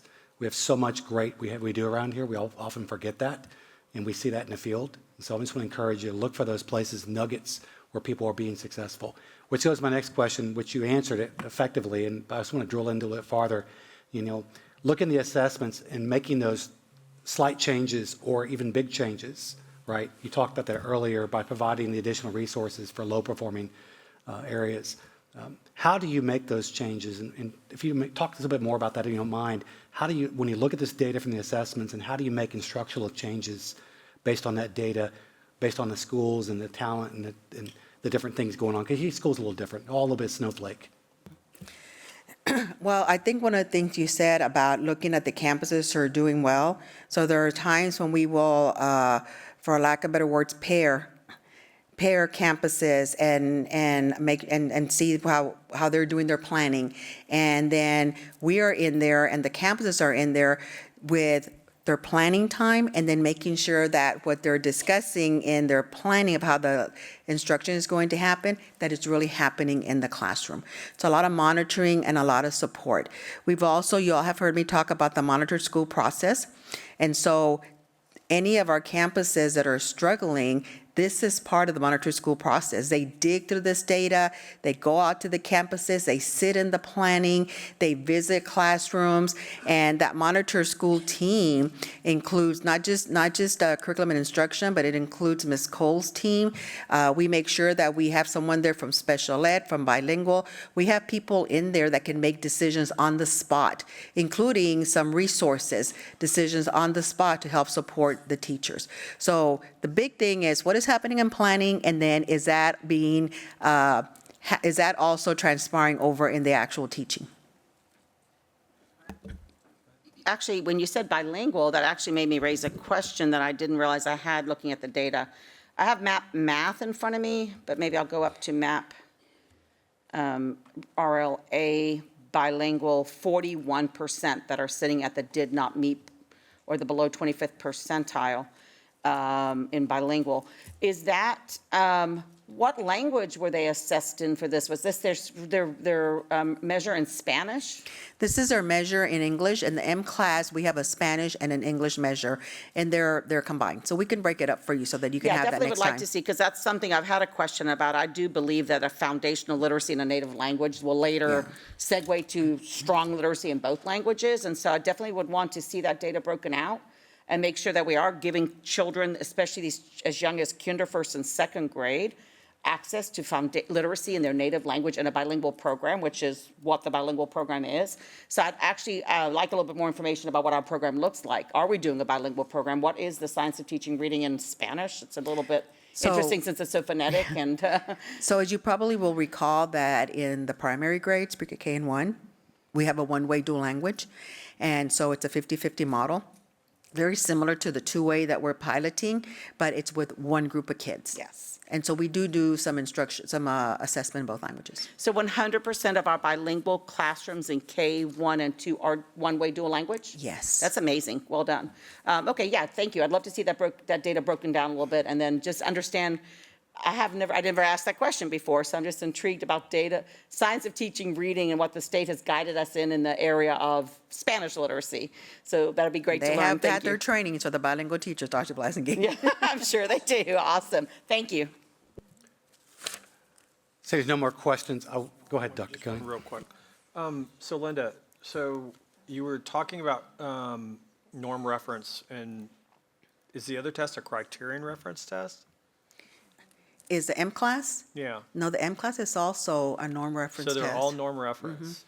And the M how class does is that line up required with by the- by the state, and then they will use that data, and they will include it in the taper report.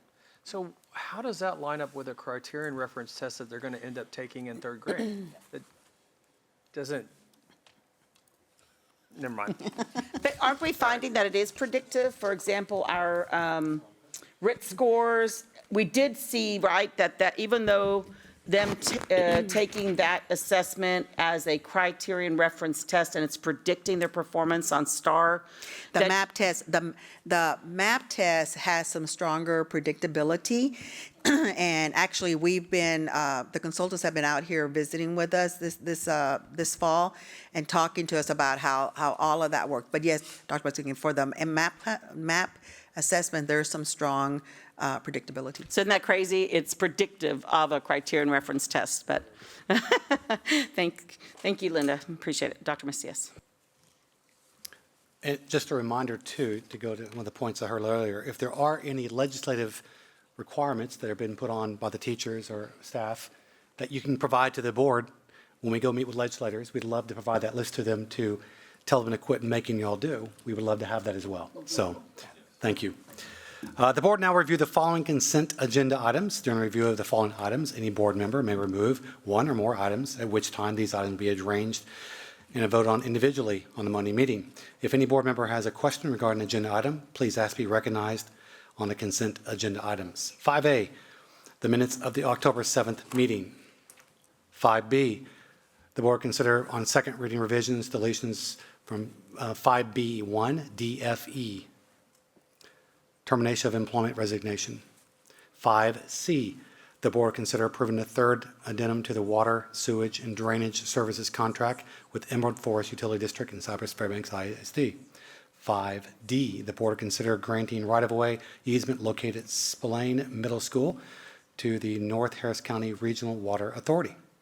5E, the board consider granting right-of-way of easement located at A. Robinson School to North Harris County Regional Water Authority. 5F, the board consider awarding bids, contracts, and authorizing purchase orders recommended posted items of 5F1, concrete installation and demolition bollards. 5F2, hazard waste disposal. We'll now proceed with the non-consent items. 6A, the board consider approving the DEIC's recommendation for the 2025-2026 instructional calendar. Do you have a presentation? Is it you again, Linda?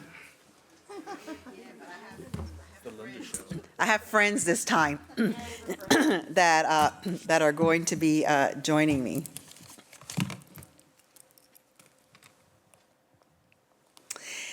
So we have our DIC who has been working tirelessly on preparing a calendar, an instructional calendar to recommend to you. But I'd like to start by just sharing a little information about what the state requires, because there are some state guidelines that we have to follow. So first of all, I just want to remind you that per the state, instruction for students is measured in minutes. However, for teachers, teacher work days is days, it's not minutes. So that kind of causes a little bit of confusion sometimes. The state has mandated that districts are to have a minimum, and I want to stress minimum, a minimum of 75,600 minutes per student. And our teacher's contract is 187 days.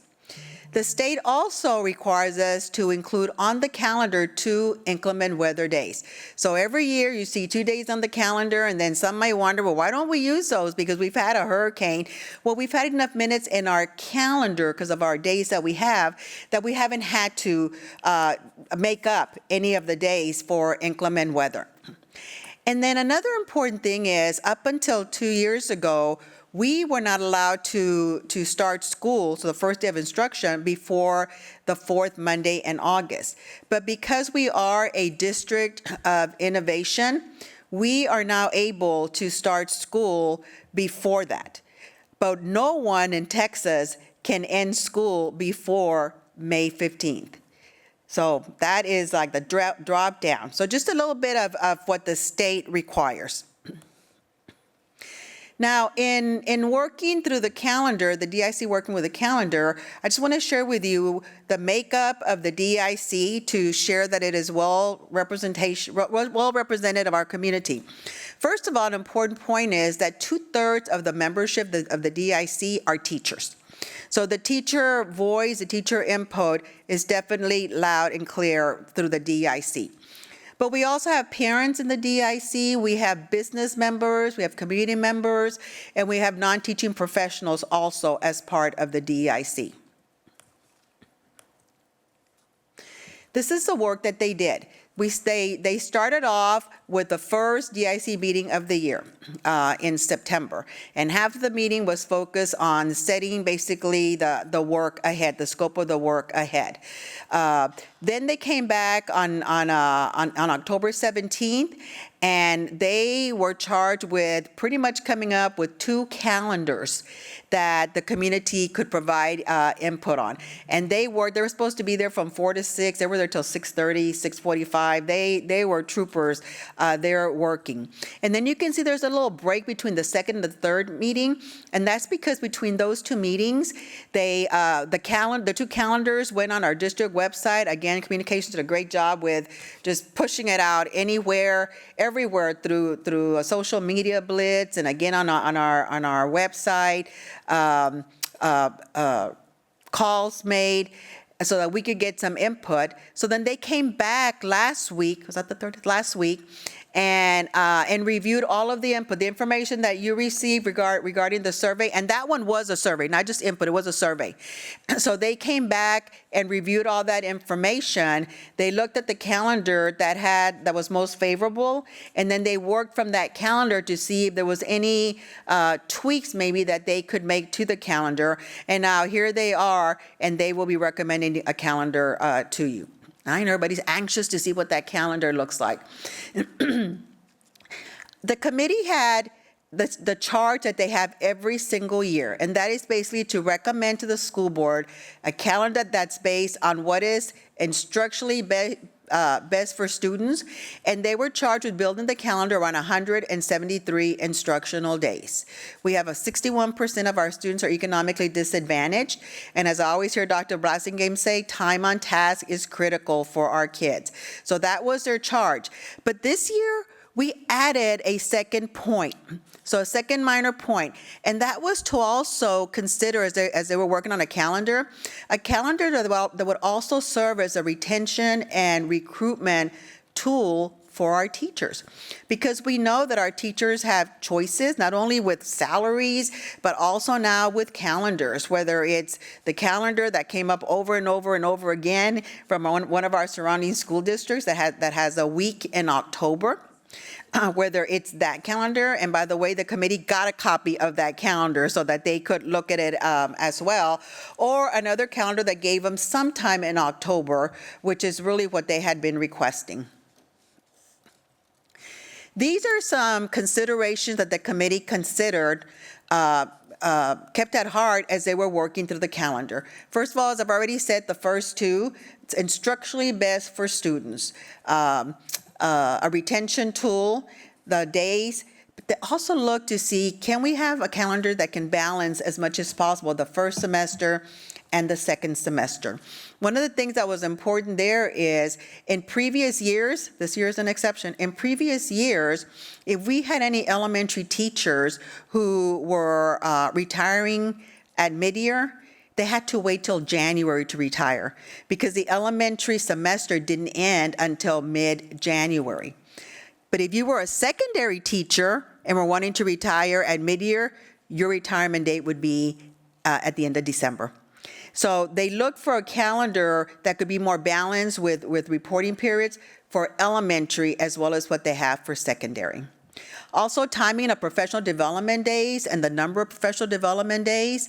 They considered the state testing calendar. The state is a little bit more flexible with the calendar. They give us a couple of weeks, so Dr. Claiborne works around the established calendar and designates the days for testing. But we certainly didn't want a professional development day or a holiday on the day of a certain test. So they looked at that. They considered the student attendance and making sure that kids were going to come to school. And then they also looked at summer programs. And they looked at, when do we start summer school? How many weeks are we going to have? When does Lone Star start their summer school? Because that's important too, that we don't go too far into June, because then we have a conflict with that summer school program. They also looked at the historical expectations of our community. Typically, every 2 years, we do a survey with the community and ask them about their thoughts of spring break, the different vacations. This is our off year. But basically, every year we get the same results. That the community wants a week at spring break, they want the full week at Thanksgiving, they like a minimum of 2 weeks for the winter break. They have asked for Election Day to be a holiday, especially at the elementary with the polling sites there. They're concerned with the many visitors, strangers that are there. And then these are the standard holidays that they basically share with us that they would like every single year. So they considered all that as they were developing their calendars. So the process that they used was, we had the room divided into 12 tables. Basically, every feeder pattern had a table. So one of our presenters today is from Cypress Creek High School, David. And so at his table were parents, community members, other teachers from the Cy Creek feeder pattern that were sitting at his table working on a calendar. So they created 12 calendars. And then each group presented their calendar, and then the group as a whole voted on calendars. And then at the end, they had 2 calendars to share with the community. And so these are the 2 calendars that were on everywhere where the community could give input. So there was a version 1 and a version 2.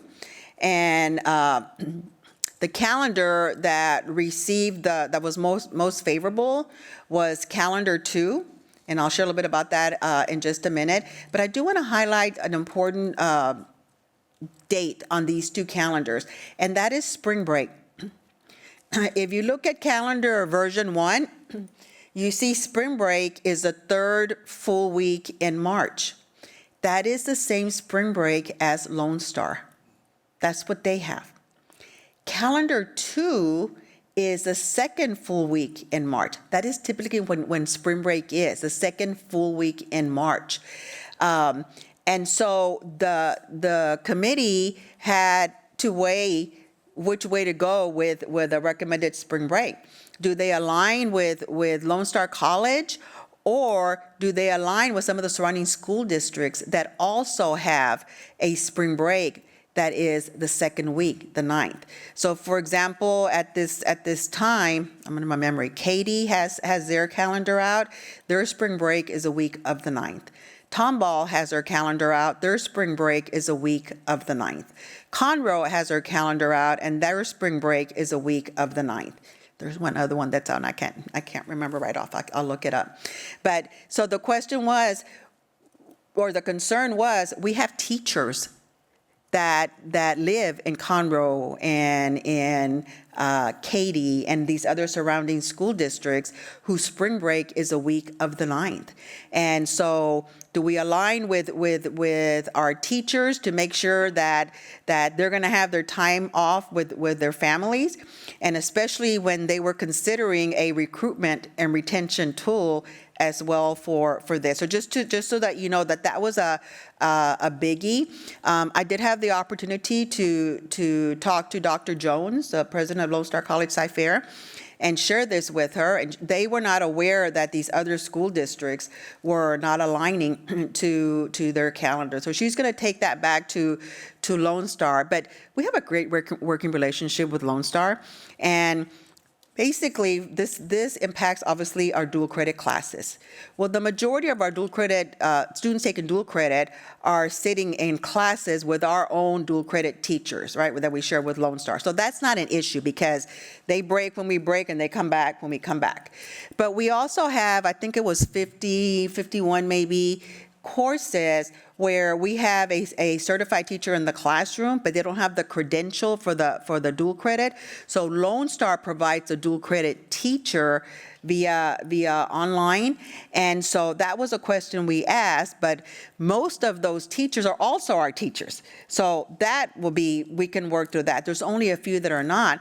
So really the issue would be students who are taking a course at Lone Star on their own. And those are very few, but Dr. Jones assured me that they would work with us to minimize the workload there. So I wanted just to share that because that's an important point regarding the calendar. So this version 2 is a calendar that received the most favorable support. It was about 59%, I believe, of the community supported this one. But I did want to share some of the highlights with via the survey that they liked and things that they didn't like.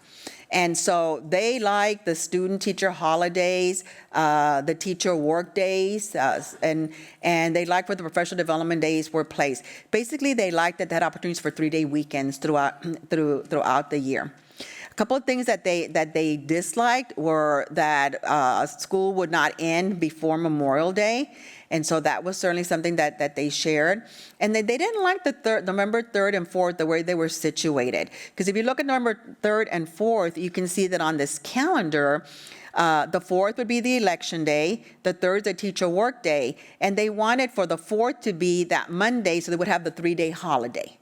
So that was something that the committee was able to make some adjustments to, where the 4th is the holiday is on the Monday, so they can have a 3-day holiday, and the teacher work day is on that Tuesday. So before we're going to walk you through the calendar, a little bit more suspense here. Dr. Claiborne is going to walk you through just a summary of the survey.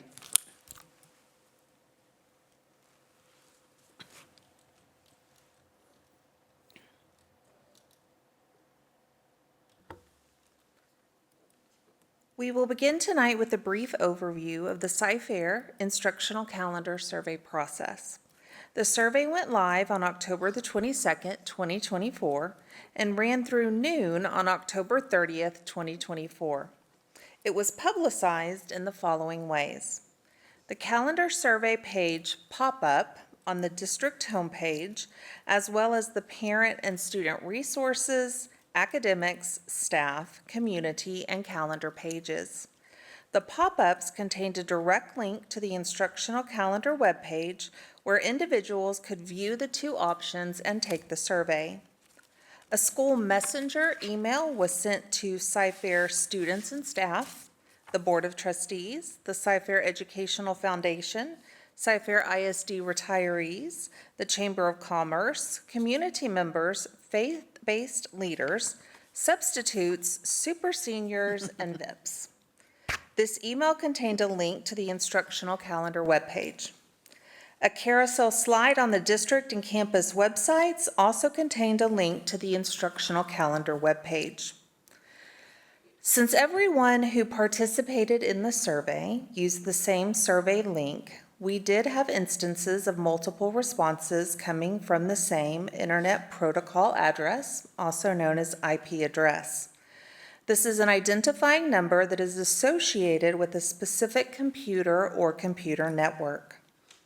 Therefore, we will provide you with 2 sets of data for each question. One set will have all responses captured, and the second set will only have 1 response from any given IP address. The data taken from the survey were shared with the DEIC on October 30th, where they used them as one piece of information while considering the calendar options. Tonight, we will share the survey results from all participants, and then 4 additional disaggregated data sets, 1 for district employees, parents, students, and community members. Let's start with the results from all participants. Please allow me to orient you to how the data are presented on the slides. The survey question is in the top left-hand corner. For this slide, the question is, which best describes you? Directly below the question, you will find the number of respondents. For this data set, the number, or the N, for this question was 16,144. This is the data set with all submitted responses. Directly below the number of respondents, you will find the results for that question. Then you will see a second number of responses that are unique for each IP address. In this case, the number, or N, is 8,525. Directly below the number of unique responses, you will find the results for that data set.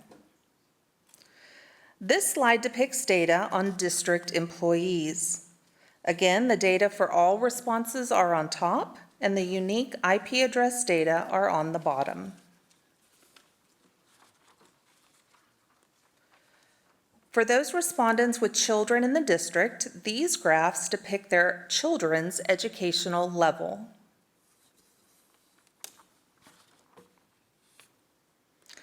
Before you now are data on Cyfair student responses.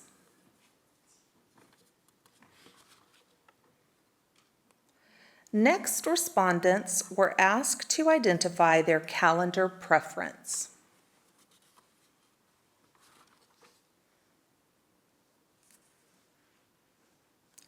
Those that selected a preference for calendar 1 were asked why they preferred that version.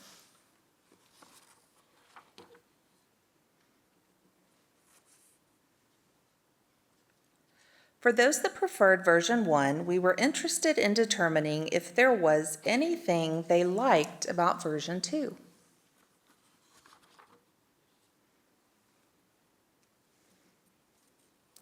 Similarly, for those that preferred calendar version 2, we asked them why they preferred that version.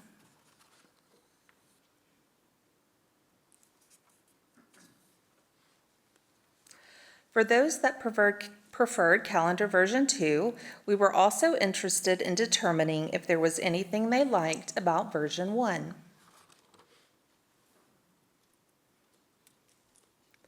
For those that did not prefer either version, we asked them to identify the reasons why. Now let's look at, yes. Uh-oh.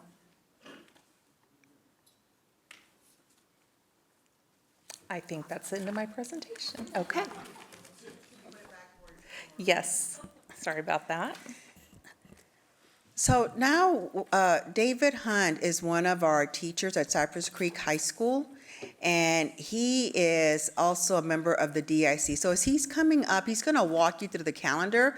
But before he starts, I want to take a moment just to thank the DIC again for all of their work. And I know we have a few members here, so if you're a member of the DIC, worked hard on this calendar, please stand so we can recognize you. I know there's some of you out there. Thank you so much. Again, as I said, they were there till 6:30, 6:45, and all they got was a cookie and some water and coffee. So thank you so much for your work. Okay, good evening, Cyfair School Board and school board members and audience of the community. My name again is David Hunt. I'm a math teacher and the math department chair at Cypress Creek. This was my second year to serve on the DEIC and calendar committee. Well, formerly last year, the calendar committee. This year, our charge within the DEIC to function as also a calendar committee. I have bus duty in about 10 hours, so I'm going to try to keep this as short as I can. But there's many elements to this calendar that I think it's really important that you understand were very thoughtfully planned and purposely placed. First off, I want to begin with the mission that we were charged with. That mission, if I may repeat, is to recommend to you an instructional calendar that is based on what is instructionally best for students. And I would like to propose to you, along with this calendar tonight, that what is best for our students is the best teachers in Texas. And that is where this recruitment and retention component to this calendar is so critical. If you want what's best for kids, you want the best teachers. best teachers make the best lessons and make the best of kids. So please keep that in mind as we review through the calendar. There were over 600 hours of service given to the committee just within the committee's meeting dates as provided. In addition to the homework that was done, we reviewed over 25 local adjacent district calendars to make sure that we could align with some of these other districts and our dates, and also take into consideration, as Dr. Macias pointed out, that a lot of our teachers don't live within the district, and therefore it's important that we take into consideration their needs as it pertains to their families and where they live. Again, we were charged with creating a calendar with 173 instructional days. That also included 187 teacher contract days. And if I can begin by directing your attention to August. As we chose and elected last year, we begin our year with 7 professional development days for our staff. Those days beginning on Monday, August 4th, and going through Tuesday, August 12th. Those days and whether those days and how they're broken up amongst campus and district time equivalency, that's not decided by the committee. So that is outside of our charge. But what we were very purposeful about is selecting that first day of school. And last year, as we sat on the committee, I know that the proposed calendar also put out there a Wednesday start date, and that was modified in the adopted calendar. I would strongly urge you to maintain that Wednesday start date. And if I can give you some perspective as a teacher, as a parent, what that does is our students come back from summer break, and they're in summer mode. And when you put them in a classroom on Monday and you say you've got 5 days to grind it out, it's too much for that child from the kindergarten, preschool, all the way through our 12th graders. Beginning on a Wednesday, as many districts in our area do, provides our students an opportunity to come in, kind of brush off the rust, and come back that next week with a full gas tank ready to go. So we want to strongly encourage you as a committee to maintain that Wednesday start date. It also gives our families an opportunity to get back from their summer vacations and have some time to adjust on that Monday and Tuesday while teachers are in staff development to prepare their kids to enter the classroom on Wednesday. If we continue with the calendar, September, nothing there other than Labor Day, nothing's changed. The first real significant thing to point out is the October, what we refer to as the fall break. Dr. Macias referred to one of our adjacent districts that has a full week break. If you are unaware or haven't had the opportunity to look at their proposed calendar this year, they actually have the option of doing away with that break. There are some very strong disadvantages to having an entire week in the fall. And one of those disadvantages is when you have an entire week, the 15th, if I can direct your attention to October 15th, 16th, 17th, our high schools are full of students that are participating in athletics, extracurriculars, where if you were to have an entire week break, those students aren't afforded that opportunity because they have obligations to their teams, their clubs, and other entities that they belong to. We approximately 60% of our students wouldn't even have a full week break. So what made more sense to us is to provide a short break where everyone has an opportunity on that Monday, the 13th and 14th of October, to recharge and have an opportunity at the end of that first 9 weeks, which ends on October 10th, to collect themselves and come back on October 15th to start that second grading period. If you'll also look on the 10th of October, that is designated as a teacher workday. That gives our teachers an opportunity to prepare their grade books, to close out the first 9 weeks, have a couple days off, and then come back again to start the second 9 weeks.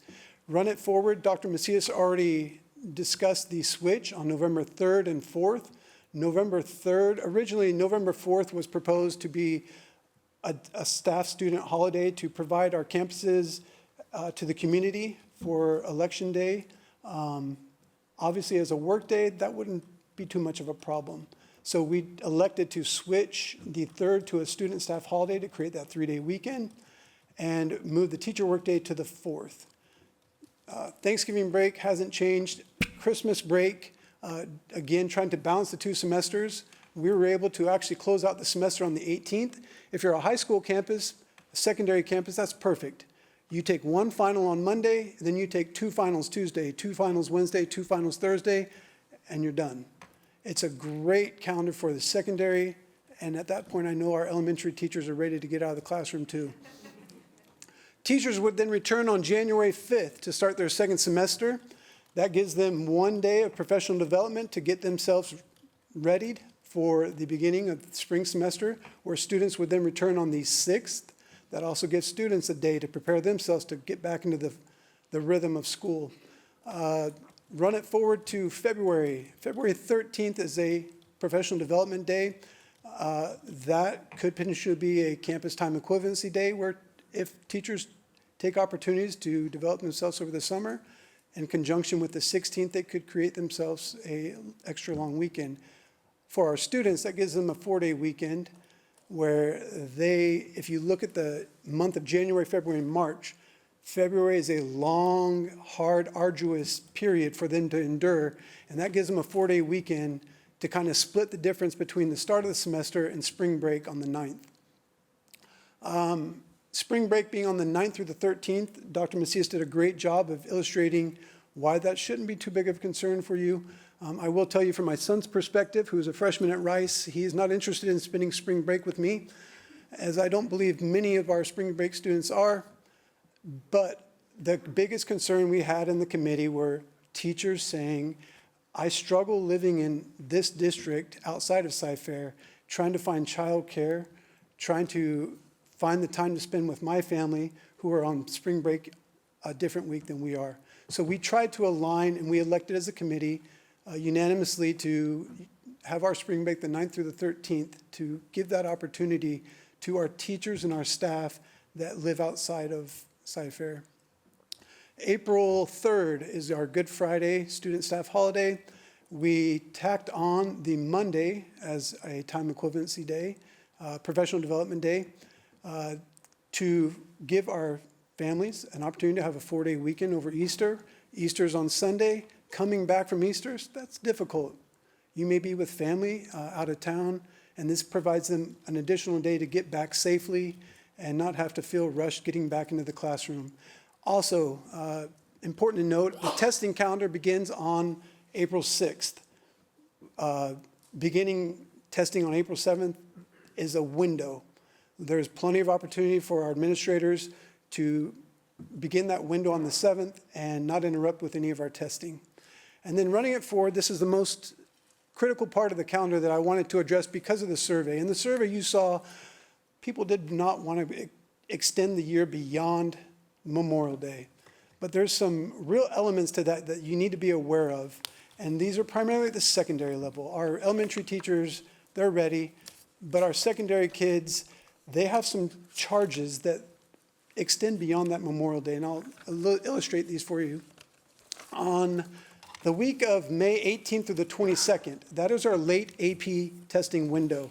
So students that had double booked AP test, they need to move that second AP test to that week. If we were to end our school year before Memorial Day, students would be asked to take final exams and late AP testing during the same week, and that's frankly not possible. In addition to that, and this is maybe a more important point that does apply to our elementary campuses, we don't receive our early student level results from STAR EOC typically until that Friday before spring break, before Memorial Day. So the critical component to that is our campuses get that data, and they've got to have a very quick turnaround to report to families, to report to students. We need to get your child into interventions. We need to get your child into a summer remediation program. And if we were to end before Memorial Day, that eliminates that opportunity for us to communicate to students, to families, to staff, who those children are, and then give them ample opportunity to provide those chances for students to address their shortcomings in those STAR test results. Other than that, this is our proposed calendar. Your committee, they gave everything they had to this. Last year, I addressed you from that side. I'm hoping standing from this side today that I have a little better luck. This calendar works. This calendar will help retain, it'll help recruit teachers to Cy-Fair. The best teachers which will make for the best instructional opportunities for our students. And if I can leave you with just one final thought here, at Cy Creek we have a motto, and that's trust the process. So I'm asking you to trust the process that your calendar committee, your DIC, went through to create this proposed calendar, because they had a lot of difference of opinions, and we were able to come to a consensus, a very unified consensus on this calendar. And I'm just asking you to trust that that committee is presenting you with the best possible calendar for Cy-Fair for the calendar year 25-26. Thank you. Thank you, David. We will entertain any questions or comments that you might have. I have. I want to thank the DEIC committee for the work that they did. I was able to attend several of the meetings and see the work and see the passion, the energy, the enthusiasm that every school brought to their calendar, and everybody was passionate for their calendar and made great arguments and came down to the final two. Really appreciate everything that was done through that process. I do want to just speak to something in the spring. The board was newly formed, and we were tasked with the responsibility of adopting a calendar that would work for the community and the teachers.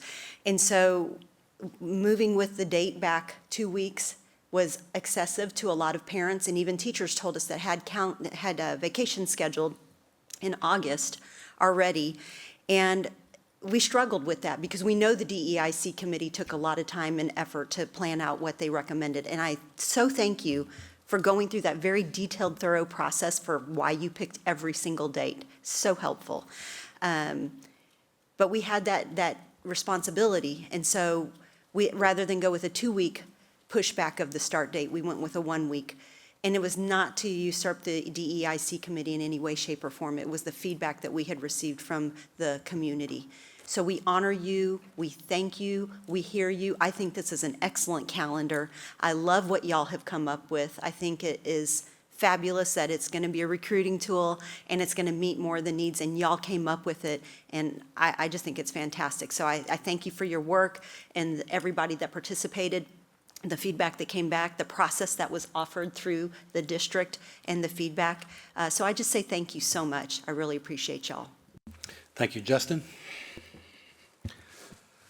There's absolutely nothing to pick apart on this calendar. Very thoughtful, good job. I want to thank everybody for their efforts. I had the privilege of attending those meetings as well. It was very well run, and there was a lot of consensus and collaboration from everybody involved. One of the things I found very interesting is there was almost unanimous consensus for the start date. I mean, literally everybody picked the 13th between all the working groups. That was really interesting. And David, you said something that I've also echoed as well, especially when it comes to the calendar. You know, what's best for our teachers when it comes to this calendar is also what's best for our students. And so I'm glad that we have a teacher and educator focus when we're developing this calendar. I was a big proponent of, adding those October breaks for that October burnout, and I think that everything just kind of falls in line with that. One question, David, and this might be a good question for you, is I know that there were some concerns in the previous calendar for lack of teacher work days. I think we have 6 here. 3? Well, The green stars are your teacher work days. that's right. 1, 2. Oh, yeah, there's 3. So that's right. So there's 3. I mean, I was looking at the other calendar. My apologies. But so we have 3 work days. Is that enough? Is that from the teacher perspective? Because I know there were concerns and they wanted enough teacher work days. Is that kind of hitting the mark?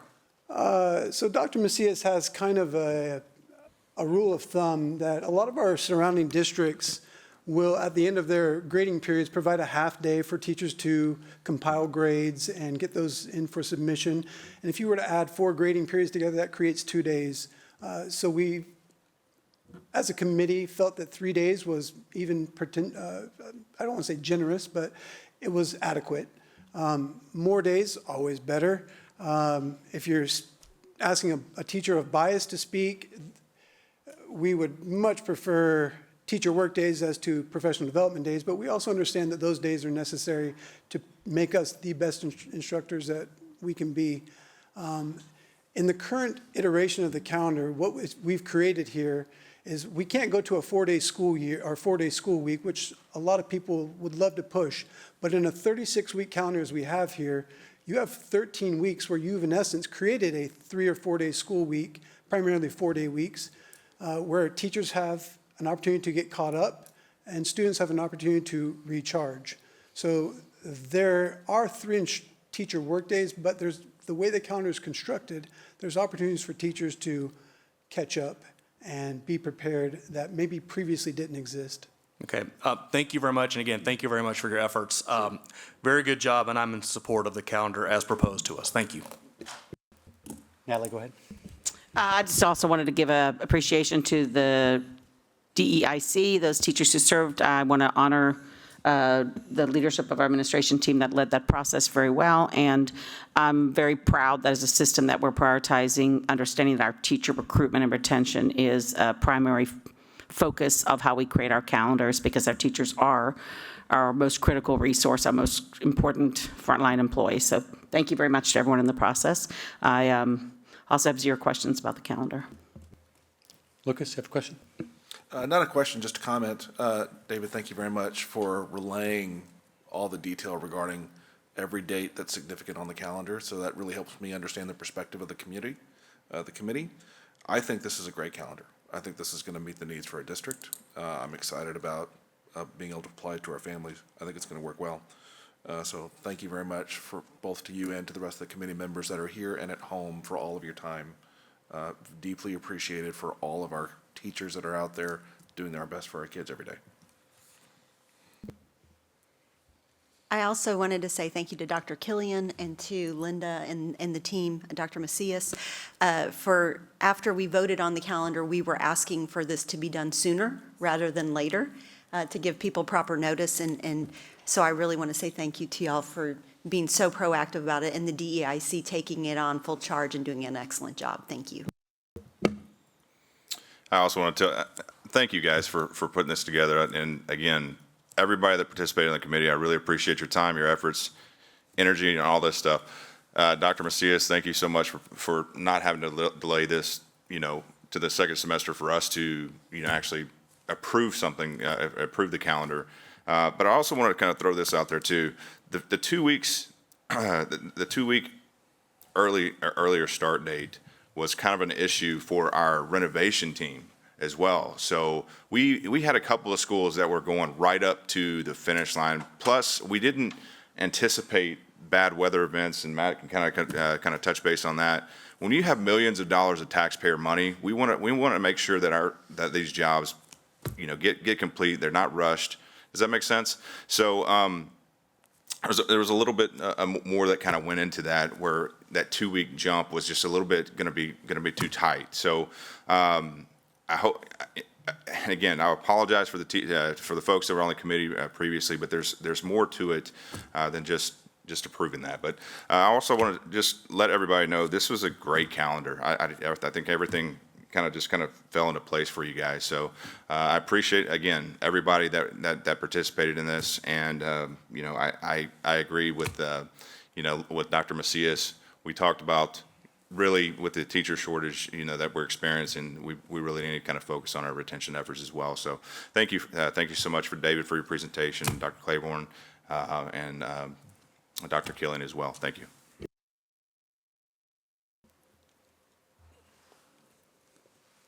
Any more discussion? Thanks again. Thank you very much for all your hard work. Appreciate your time and investment. And it's Linda's fault you only got cookies. We offered chicken, but she wouldn't do it. Wow. So Hey, those lemon cookies were good. I know you ate them all. 6B, the board will consider adoption of non-business days. Of course, Marnie's not here. For calendar of 2025 for Texas Public Information Act calendar. I can handle this if you. Are there any questions on 6B? No questions. 6C, Marnie got off the hook. The board will consider approving the district 2024 Annual Comprehensive Financial Report and Single Audit Report, accept the auditor's report on district's general purpose financial statements and single audit for fiscal year ended June 30th, 2024. While Amanda's getting set up real quickly, I just would like to take a moment because Amanda Bowles and Greg Peterson will be doing the presentation. But I would just like to recognize Amanda and her team. It's Amanda Mabel Isles, who's the Director of Finance, and then Melissa McAnear, the Director of Budget. This is a year's worth of work from their team. And they do an excellent job in making sure that everything's accurate. They make sure that everything is prepared for the audit. Mabel Isles is responsible for the entire preparation of the audit along with her team, but then also the preparation of this annual comprehensive financial report. So I just want to recognize them. Amanda? Thank you, Karen. Appreciate it. Good evening, Dr. Killian, President Henry, members of the board. Tonight I will present to you the financial results for fiscal year 2024. Like Karen said, with me tonight is Greg Peterson, the audit partner with Weaver and Tidwell. And Greg will be sharing the results of the annual financial audit and the federal single audit report. The annual financial audit is required by the Texas Education Code, and the Single Audit Act actually requires the compliance audit of our federal funds. I want to echo what Karen said and recognize our Director of Financial Services, Mabel Isles. She does pretty much all the work of this report right here. This is actually her last report. She is retiring at the end of December after 19 years of service to the district, so she will be greatly missed. And like Karen said, her team is amazing. Annette Pete and the Director of Business Services, Melissa McAnear. We are only required to submit an annual financial report to TEA, but we actually choose to do the comprehensive report instead. It's a much more transparent report and includes 10 years of data for ease of comparison. And the district continues to receive the Certificate for Excellence in Financial Reporting for the Government Finance Officers Association and the Association of School Business Officials. So one of the required statements is the Statement of Revenues, Expenditures, and Changes in Fund Balance, which reflects the effect of district operations during the fiscal year. As of June 30, 2024, the general fund reflects total revenues of $1.088 billion and total expenditures of $1.091 billion, which results in a deficiency of revenues under expenditures of $2.8 million. Due to accounting requirements for leases and subscriptions, we are required to record new additions to leases and subscriptions to both expenditures and other financing sources in the fund financial statements, which results in the district's net change in fund balance of $3.98 million, and the ending fund balance as of June 30, 2024 was $560.7 million. For 2023-2024, we budgeted for and issued purchase orders in the amount of $5.7 million. These are expenditures that we budgeted and planned for, but the items were not received and or paid for by June 30th of 2024. We're required to set aside fund balance for these payments to be made in 2024-2025. As you can see, this is more than the net change in fund balance. As Ms. Smith discussed, when the 2023-2024 budget was adopted, we budget for all funds to be spent and for all positions to be filled. We also budgeted for all expenditures that we knew would be covered with the ESSER federal stimulus funds, so that the board and the district would know our true ongoing cost without the one-time receipt and use of federal stimulus funds. The 2023-2024 budgeted deficit of $138.6 million was offset by using $92 million in the remaining ESSER funds to cover ongoing operating expenditures in the general fund. The variance between the budgeted deficit and what the deficit would have been if we did not have ESSER funds was due to the record high unfilled positions and higher than expected interest income. Just a couple of general fund highlights. The general administration costs were 1.87% of total expenditures and remains well below the statewide average of 3.5%. And the district continues to have one of the lowest administrative cost ratios at 3.96%, which is well below the TEA threshold of 8.55% for school districts with more than 10,000 students. Now I'll turn it over to Greg Peterson to discuss the results of the annual financial audit and the federal single audit report.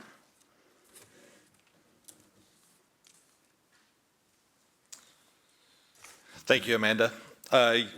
So yes, I'm back, this time with some more great financial information. So, the whole purpose of an audit is for the auditor to render an opinion on the financial statements to provide reasonable assurance that the numbers are materially correct. We're going to be issuing an unmodified opinion on the financial statements. So that's the highest level of assurance that you can receive in an audit. We conducted our audit in accordance with government auditing standards. But we do more than just look at the numbers. We evaluate the district's internal controls because we want to make sure that's the foundation of how these financial statements are built upon the internal controls. So we do an evaluation of that.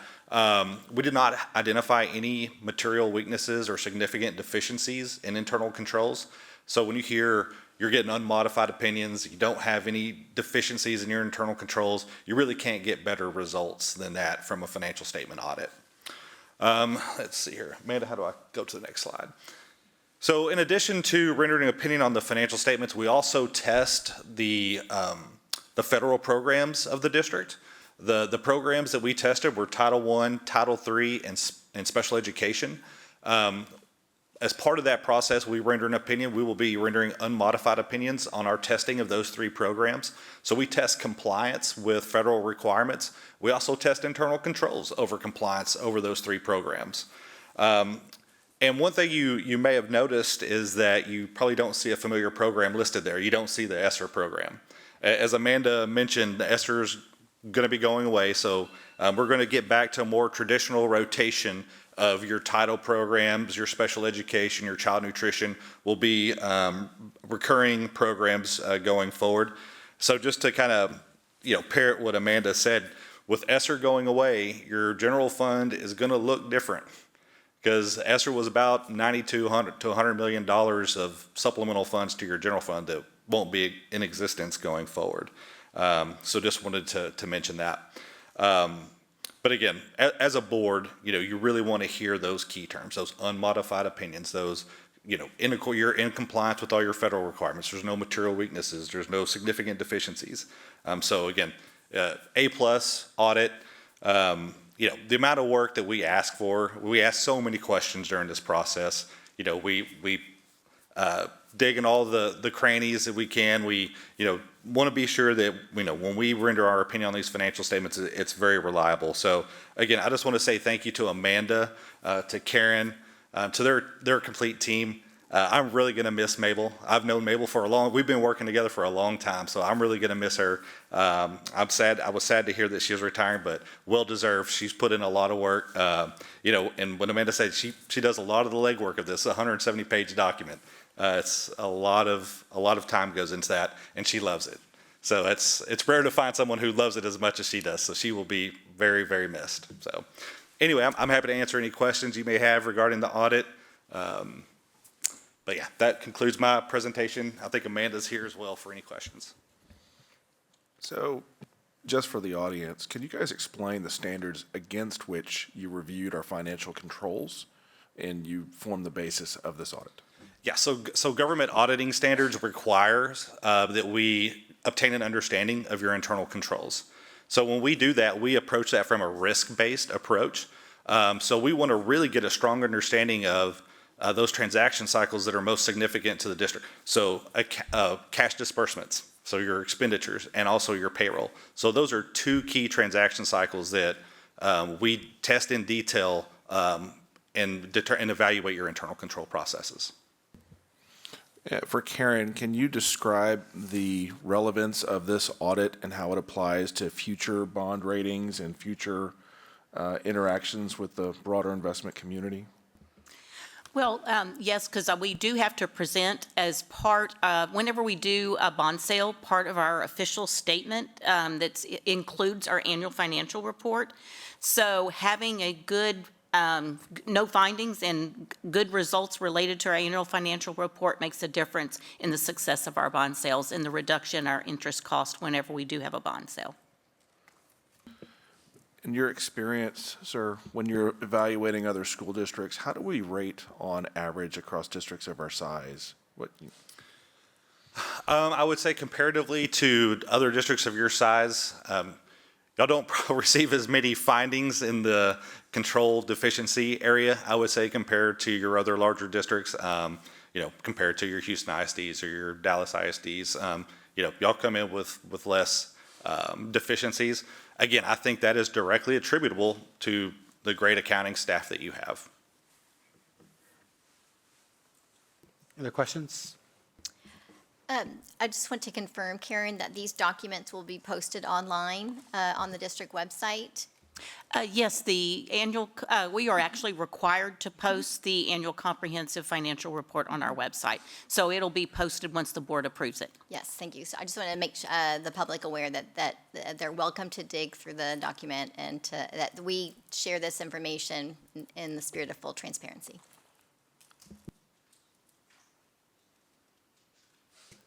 Seeing no more questions, thank you very much for your time. Thank you. Appreciate it very much.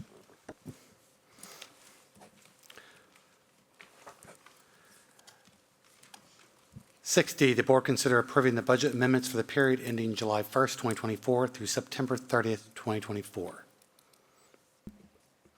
Just real quickly, typically, one of the questions that y'all may ask me is if we've got any items that are maybe unique is related to our budget amendments. Now, one of the items that is not unique, but that Amanda mentioned quickly, is the fact that we have to budget for out of fund balance those purchases that we thought were going to happen by June the 30th, but they did not, so we had to roll forward because they were going to be paid in 24-25.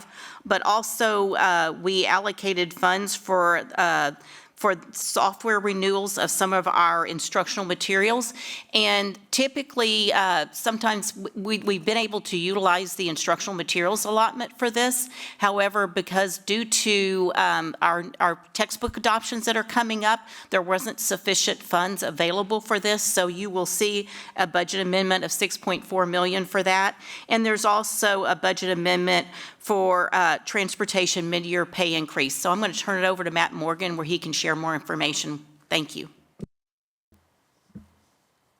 Thank you, Karen. I would like to provide a little more information about the budget amendment for transportation. I think I've shared with the board in the past that for the past several years, there has been a severe bus driver shortage. In 2022, 2023, we started the year 145 bus drivers short, averaged 103 bus drivers short a day. Even with the reduction in services this year, we started 59 bus drivers short, and as of today, I believe we're about 56 bus drivers short.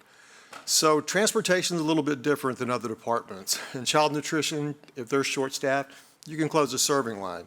Operations can delay or postpone cleaning an area. Maintenance can delay work orders. But for transportation, there are kids at bus stops every day, and they're expecting a bus. And transportation has to have a bus at that bus stop to pick the children up, regardless of vacancies or absences. And we experience about 50 to 75 absences a day. So having a shortage of 145, 103 bus drivers, 56 bus drivers, it's not sustainable, because that means our area directors are driving, our supervisors are driving, our vehicle technicians are driving. Anybody with the CDL at a transportation center is driving a bus. That doesn't allow us to take care of our campuses, doesn't allow us to support our drivers or deal with student behavior issues on the bus. It slows our response to any accidents, any emergencies. And not to mention the additional hours that this staff is working, driving a route in the afternoon, driving a route in the morning, and then performing their duties that they're assigned. So I asked transportation to do a survey of area districts, but more importantly, a survey of our biggest competitor in the area, what their salaries are, what they start at. And that is what's reflected in the chart on the slide, Amazon Freight Partners. And they average from $22 to $23 an hour.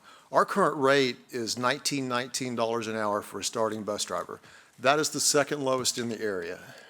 Almost every other district in the area pays more than us, and our peer districts that we were compared to in last month's audit pay significantly more than we do. So I went to the Operations and Finance Committee, and I provided 3 options for a bus driver pay increase to try to help us hire bus drivers, attract bus drivers, because it is a difficult job. We discussed it, and the option that they came up with, or we decided to recommend as a mid-year pay increase for bus drivers, is an increase from the current rate of $19.19 to $23 an hour is a starting rate for bus drivers, and an equity adjustment of $3.81 for all current bus drivers, for attendants, dispatchers, and trainers, because they all have CDLs, and they're the ones that are driving these empty routes. The projected total annual cost of this recommendation is about $5.4 million. The 3.5 is the prorated amount, effective December 1st. Dr. Killian, did you have anything to add? Yeah, I just wanted to add that, so we're going to try this out to see if we can attract some more drivers and fill those empty positions that we have. From there, we can start talking about whether or not we get additional revenue to be able to address anything else in terms of additional routes and all that. I know there's been a lot of talk in the community about restoring some routes. That might be possible if we can actually get bus drivers to fill the vacant positions right now. And so this was a good interim step that actually Scott brought to me and talked to me a little bit about. And when we brought it up and looked into it, I think the committee was supportive of that. So we'll see how that goes. And then I would also say this is, if this does work out and we are able to raise the number of drivers and lower the number of vacancies, we might be looking at this in some of our other areas as well, because we've got a lot of vacancies in some other areas as well. And I don't want to shortchange anybody else or say that the bus drivers are more important than anybody else. They are all important to us. Special ed, educational aides. We have paraprofessionals. We have a lot of people, our police officers, obviously, as well, and our teachers and all that. So we really do need some more revenue from our state to be able to address some of these issues. So thank you very much for bringing this forward, and hopefully this works out to help us with our transportation issues. I've got one comment, just for the community. So the Finance and Operations Subcommittee, we evaluated options to do a lower pay increase, a higher pay increase, and building on what Dr. Killian stated. Our goal here, as we listened to Matt describe what was possible, is that we need to learn whether or not we can reduce our vacancies going forward. And this is probably the most conservative way to do that over the next semester. So that as we're going into the the budget cycle and making decisions, we'll have more information that we can use to be able to understand what the next steps need to be with our transportation. Our community's been very clear. They've asked us to act. Well, this can be regarded as step one, right? We have to be able to solve for this problem first before we try to evaluate additional routes. So this will give us the information we need to understand where we fit in the larger community as we're competing for those bus drivers. And did I leave anything out, Matt? Okay. Go ahead, Allie. Okay, so I just want to make sure I understand so I asked there to be an item on the agenda to restore transportation at the fastest pace possible, restore routes for students who lost it, maybe prioritizing the, higher speed limit or other criteria on up. And our biggest stumbling block is that we cannot hire bus drivers. We have shortages. And so in analyzing the situation, pay and other factors are critical. So we're looking at the budget to increase the pay.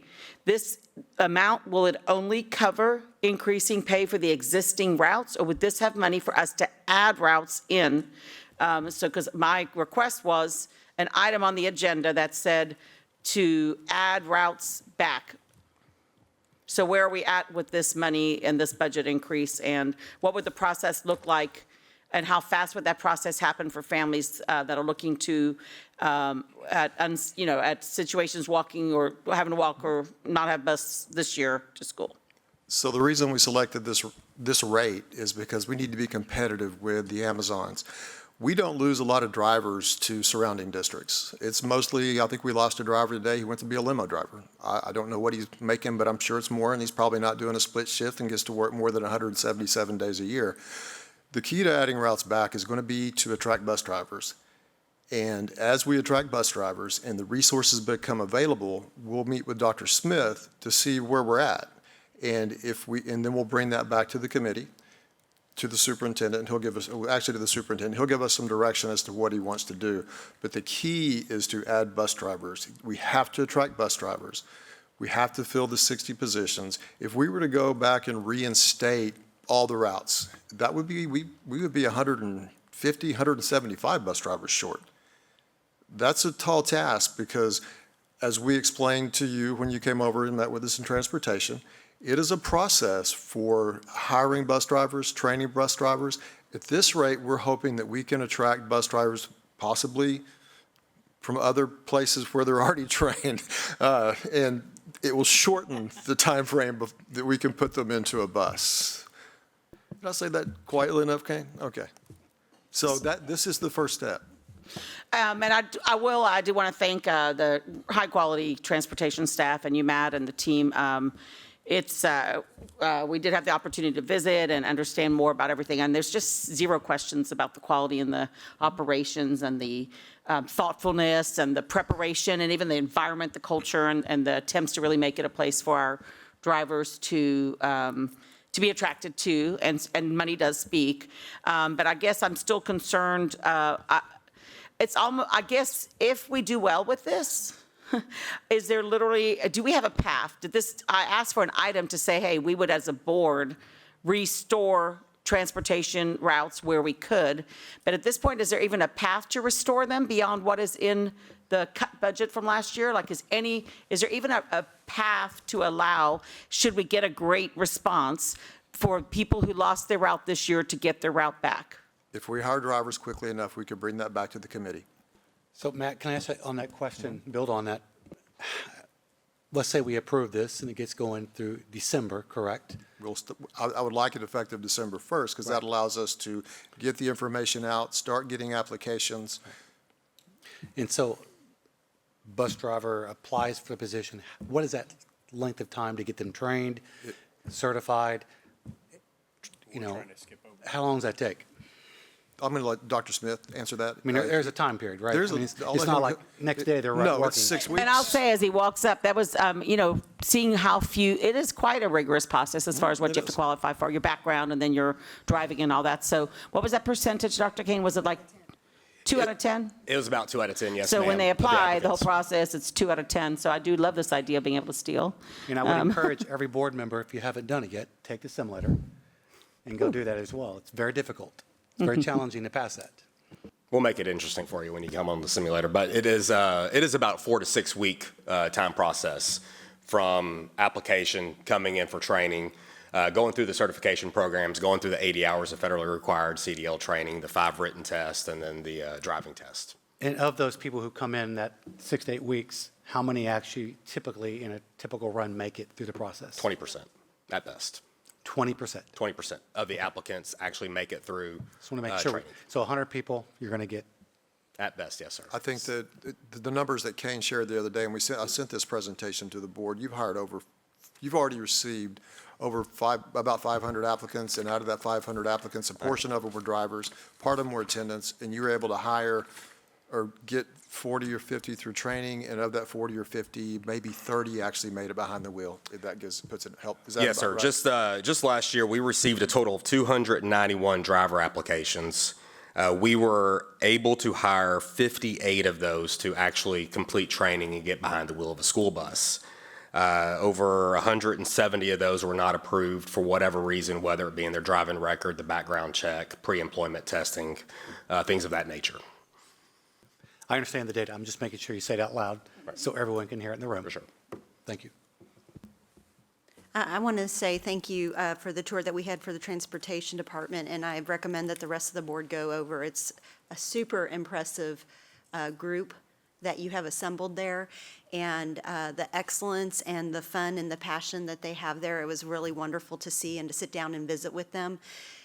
We have to be intentional about loving on them, and the people that we've had, we've retained. They stay with us once they come. The new hires are a little bit more of a challenge, and we really need referrals. People who know people that work in the district make great referrals because they have an investment in a bond with Cyfair. And so I want to encourage people to refer people, and there's a bonus if you refer someone. Right, yes, So ma'am, $100. that's another way to do it. I echo Dr. Blasingame's concern. I want to be able to see these drivers get compensated, but I really want transportation restored.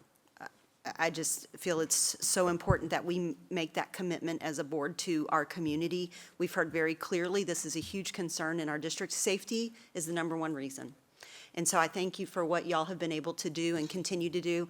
I myself was able to do the simulator. I only hit 8 things. So I'm not qualified to be a bus driver, but I do want to encourage other people to apply for it. You hit 9 things. I was counting.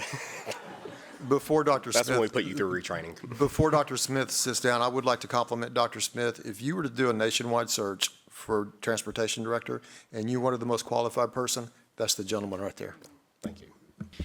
I'd like to make one more comment. I'd like to go ahead and request that we put it back on the agenda, an actual agenda item next month. Even though we may not be ready, I wanted to continue to stay on the agenda that we're going to discuss and look at restoring transportation at the rate we possibly can and make a path possible for it. I'm hoping people respond amazingly to this rate of pay. So I'm requesting an agenda item for next month, please. Any other discussion on this item? Seeing none, thank you very much. 6E, we've already moved on. The board will consider approving on first reading additions, revisions, or deletions, district policy. 6E1, CS, local facility standards, add. Any questions? Go ahead. Yes, I have questions. Before I begin with my questions, was there any discussion or from the policy committee as to the policy that they're bringing forward to the board? Yes, we had discussions last month. This October, was it, October, yes. Okay, then I'll go ahead and begin with, I have some comments and some questions. To begin with my comments, this board has determined and shared its priorities as stated in our board monitoring system and our legislative priorities. Our priorities include increasing STAR tests, increasing participation in dual credit and advanced placement courses, increasing industry certifications, increasing the graduation rate, increasing math and reading scores for K through 5th grade, increasing student attendance, improving teacher recruitment and retention, increasing funding for teacher pay, special education, safety, and transportation. Nowhere in our priorities that we have shared from this dais does it state that the use of bathrooms is a priority.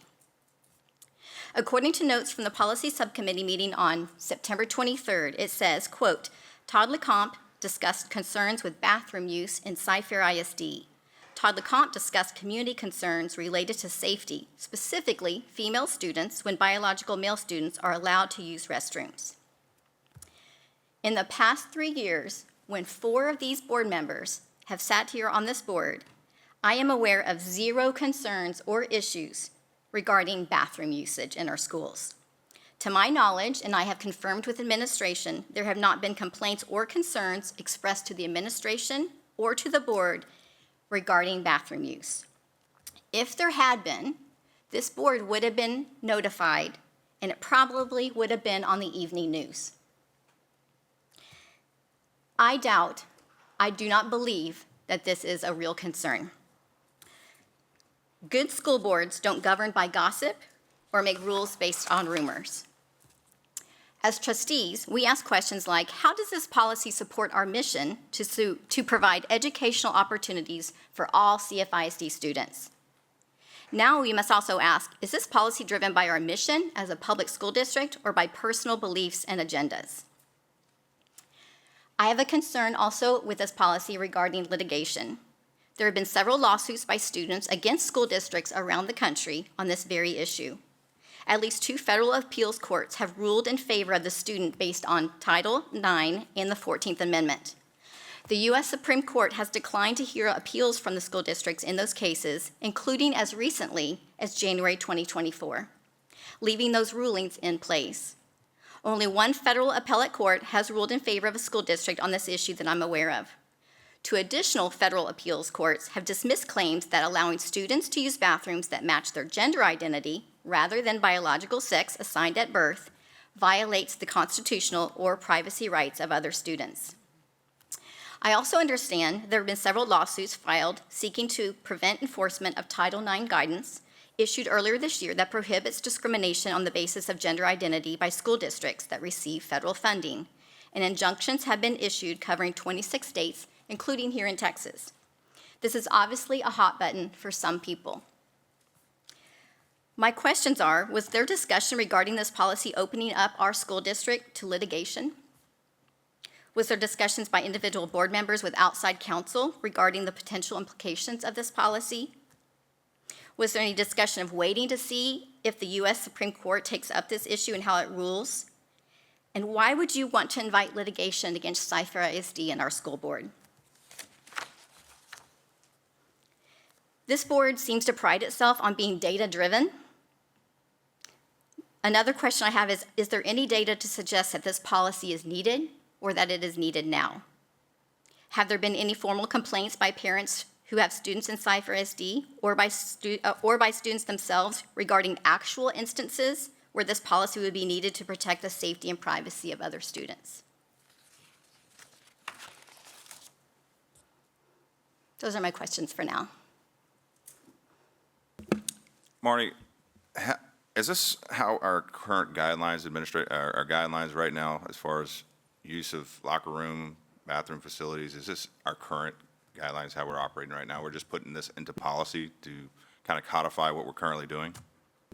So our current practice, we do have, and we call it a Title IX accommodation process. It does involve if a student or a parent on behalf of a student requests accommodations, then we will work through a process, and what does that look like? First step always does involve parents. But I guess generally speaking, it is the rule and the expectation on a campus that students use, the bathroom and the locker room consistent with their gender. If you have a student who's requesting an exception to that, then we, on a case-by-case basis, work with the student and the parent and create a Title IX accommodation plan. Typically, it will take into account privacy interests of the student and the campus in general, and there are options for the student to have single-use access to single-use restrooms, et cetera. So we do work. It's an individual decision, and that is our current practice. Thank you. As far as why not now? I mean, why now that we're doing this? I think that it'll formalize the policy, that it provides clarity and direction for everyone involved. I think it will strengthen our ability to maintain consistent standards across our organization. One question, please. Why did you choose to put it in CS? I looked at CS Legal, which is about construction standards, procurement, quality of construction. Why did you choose CS? I think I'd lean on Marnie on this one.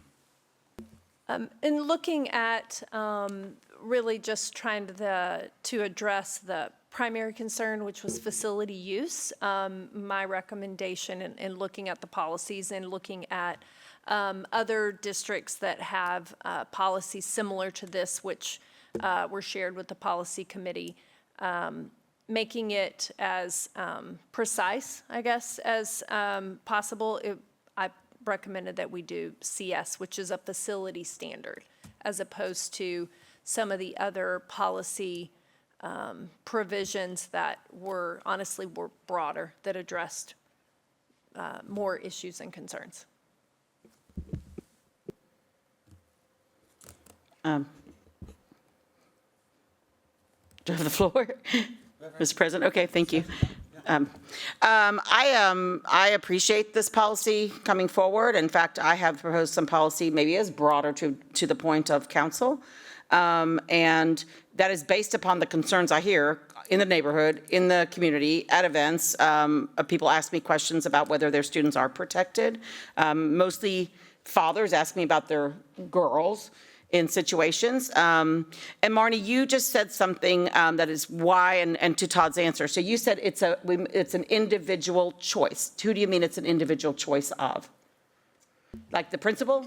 You said it's like this case-by-case situation when a parent brings a request, a Title IX accommodation request. You said it's someone's, like, it's a case-by-case basis or something to that effect. Who is making that decision?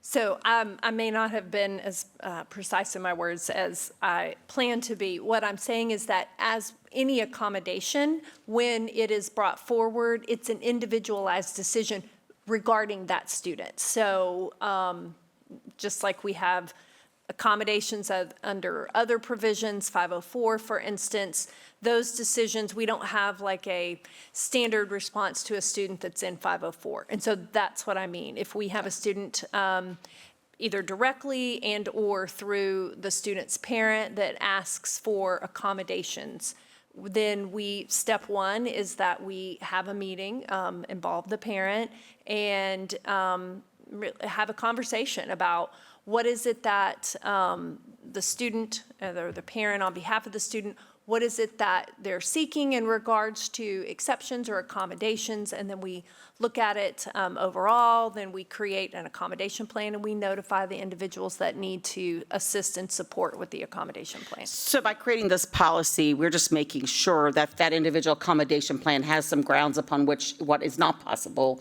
by policy. Is that right? Yes. So let me ask you another question. This board hasn't for years and years discussed. Can you tell me when Title IX changed and what happened at the federal level that created this change and this need to discuss not gender, but gender identity? What happened in the law that changed in Title IX, and when did that happen?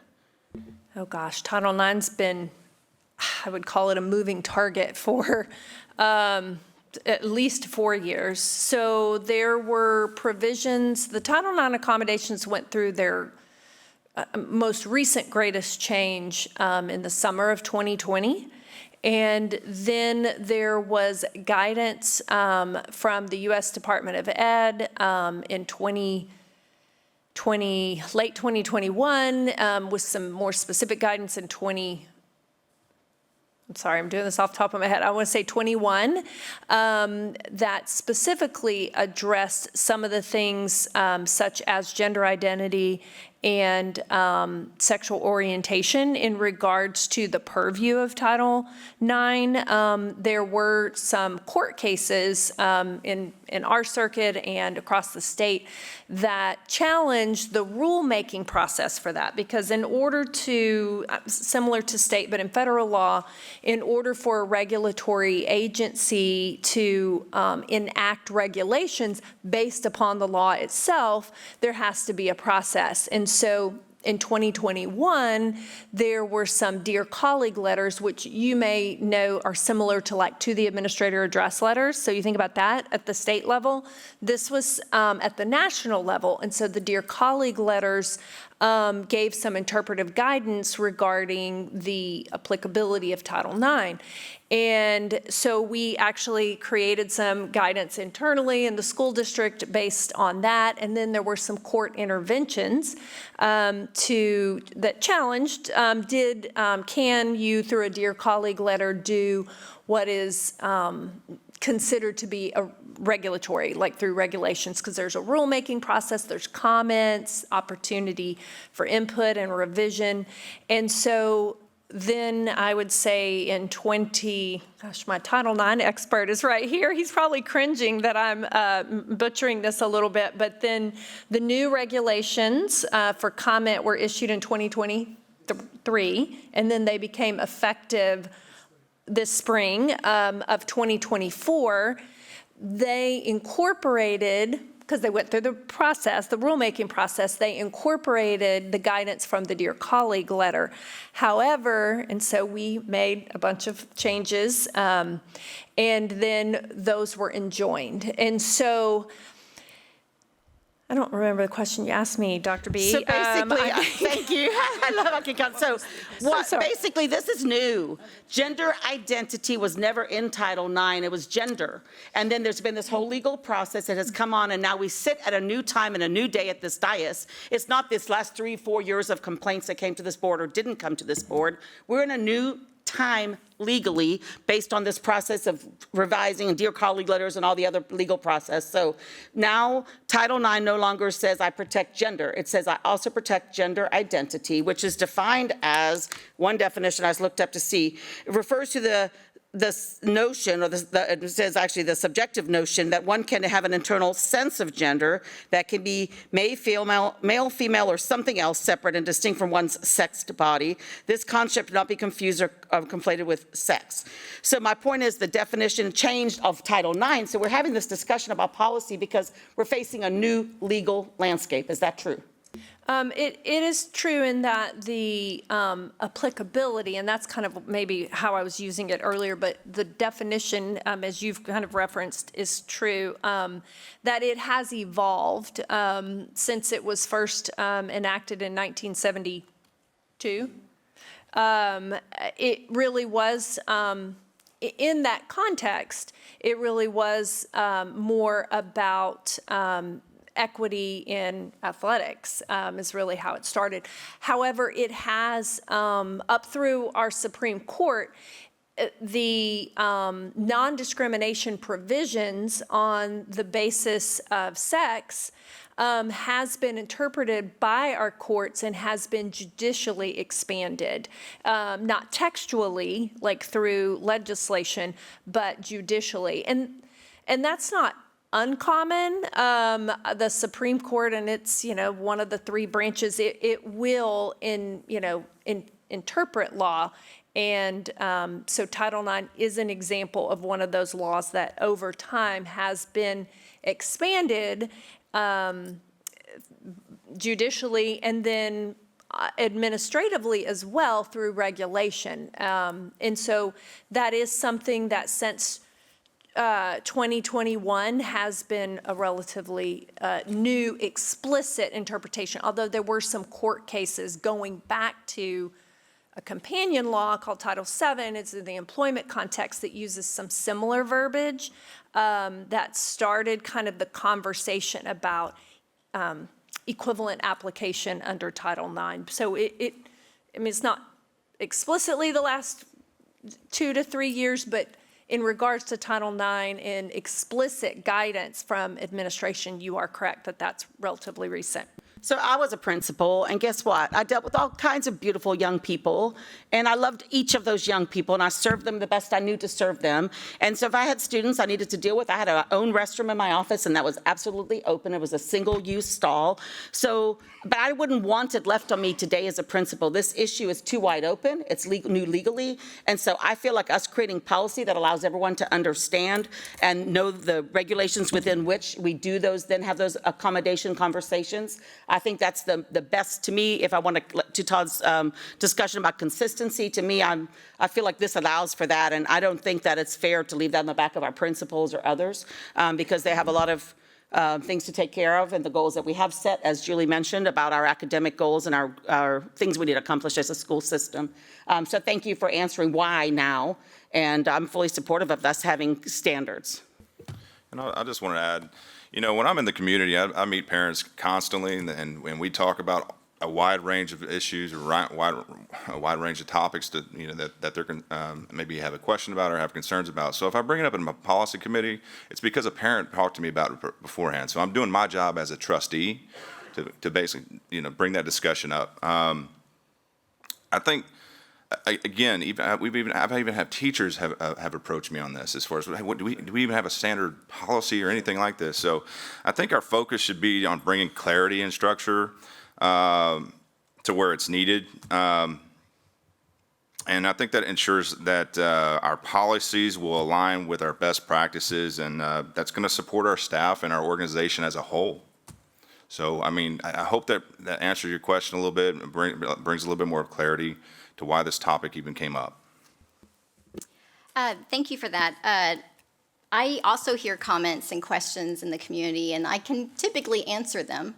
And if somebody had asked me a question about a boy in a girl's bathroom, I would answer honestly that I've never heard that as an issue or a concern, that our board is focused on priorities like literacy, right, that we hear often, scores, teacher retention and recruitment.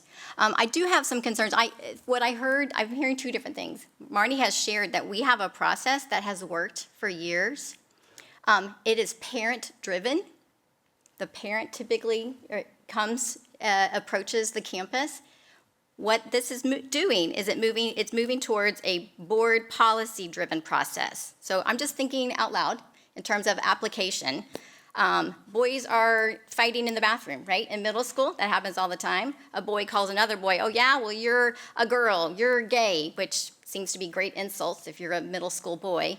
But that gets reported to a teacher, right? So the teacher fills out a form for policy CS local, takes it to their AP. The AP goes to the registrar, pulls the birth certificate.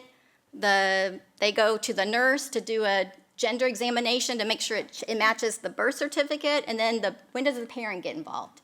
My point is, the way it works now, the parents drive the process. It's not a policy. It's just somebody's checking a box. We have so many more important things to focus on in our community. I'll share one more comment, and then I know how this is gonna go, but in the finance, thank you. In the Finance Committee meeting that we held on October 29th, statements were made about the need to rebuild community trust. So how does this new policy build community trust? Is putting CFISD back into the news again for something considered controversial a productive move for this board? Spending time on this issue when the board has greater priorities to address is inefficient and gives the appearance of targeting a very small subpopulation of our students. This policy is a solution in search of a problem, and good school boards focus on real problems. One last note. According to the notes from that same policy committee meeting, the administrative recommendation was made to address this through Title IX process. That was the recommendation from our general counsel. Not to have this policy, not to have a new policy under our facilities construction policy, but to work through this through the current Title IX process. I concur with Marnie. I recommend that we table this agenda item. I have a question. Ms. Sims, can you speak to the policy that is here? It looks like you did research other school districts. Is this similar to what they have? Was this just a few, several, 10? Spring Branch ISD was the only school district we focused on in the area. It was the only school district in the area. Katy has a different policy that addresses a variety of things, which we didn't recommend. And so Spring Branch ISD has this, or at least they did when I first started researching it. Pretty sure they still have it. Well, I'm for protecting students every chance we get, no matter what their background is, where they come from, and I want us to protect our students. I would also like to, the point of school systems and like the response to intervention or the multi-tiered systems of support is the all, the some, and the few. So to suggest a process that's looking at all students as if because there's a little some and few process of accommodation that happens, to say then therefore we erase our responsibility to look after the all, that doesn't make any sense to me. So I'm saying we're doing our job. We're saying I'm looking at all students as a whole, and I'm saying here's some safety and security and protection pieces and a solid policy that lets you feel safe and understand what is the all solution. And then there's the some, and this is not hating on the some, or this is not singling out the some. This is just saying all, some, and few. And so I feel very proud that we would take care of all, and then we absolutely will take care of some, and we'll absolutely take care of few, because that is our responsibility, to take care of every single student, value, respect, love, care for, but not without considering the all and making sure that all also has that safety. So I appreciate the work of the committee to get this before us, and I think it's a very good use of our time. And again, I just want to reiterate, we're codifying a current practice that we're already doing in this school district. Is that correct, Marnie? Our current practice is to, as I described earlier, to work through an individual practice. And generally speaking, I would say most of the accommodation plans have access to a single user restroom. Okay. Do boys go right now into any restroom or locker room with girls in change where they're under the policy where they are undressed? Do we have approved that for any single accommodation plan at this point?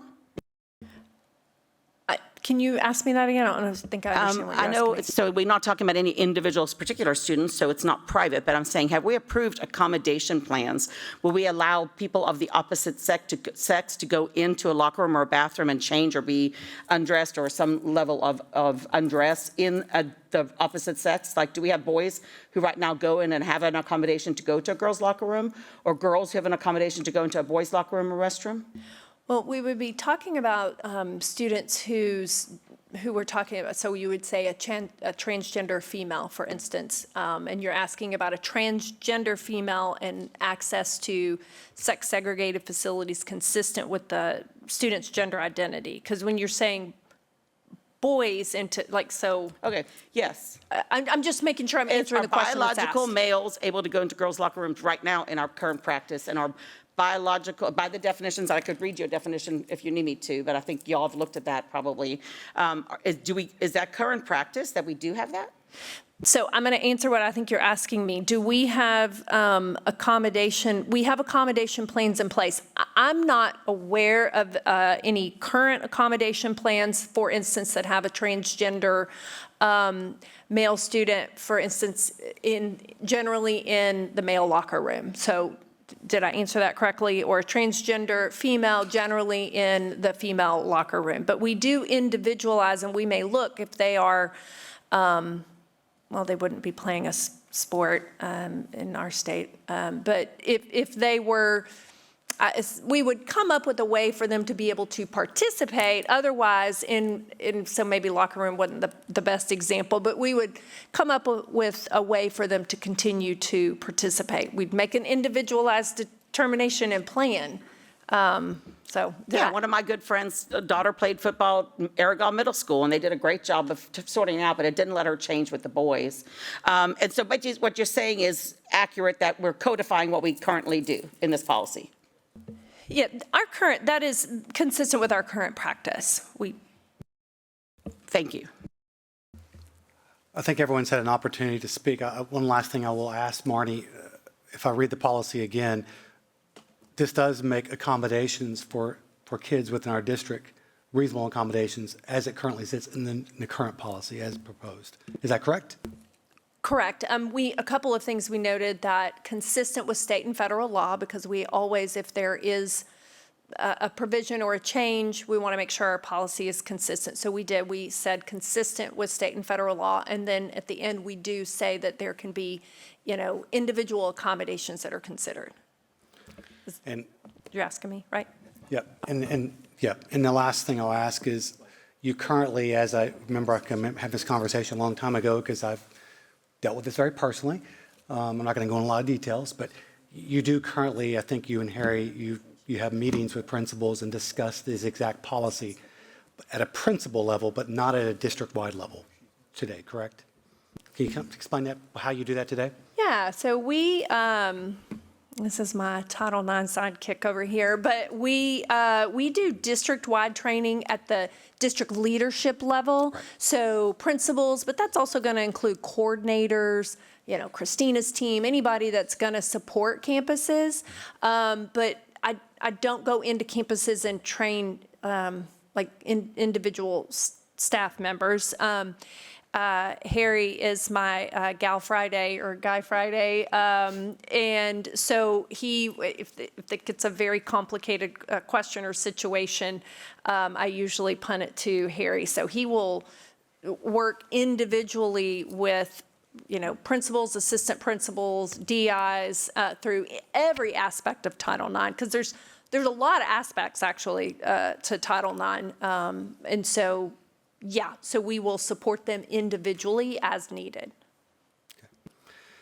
To that point, you don't teach every teacher doesn't get that same presentation. No, I don't. We don't go in at the campus level. Which is the reason why this is here. I've been approached by many teachers with a very clear policy. They never knew about the policy. So anyway, that being said, we'll go on to 6E, 6F. The board consider making termination good cause not exist as required by law for the individuals listed here. This will be discussed in closed session.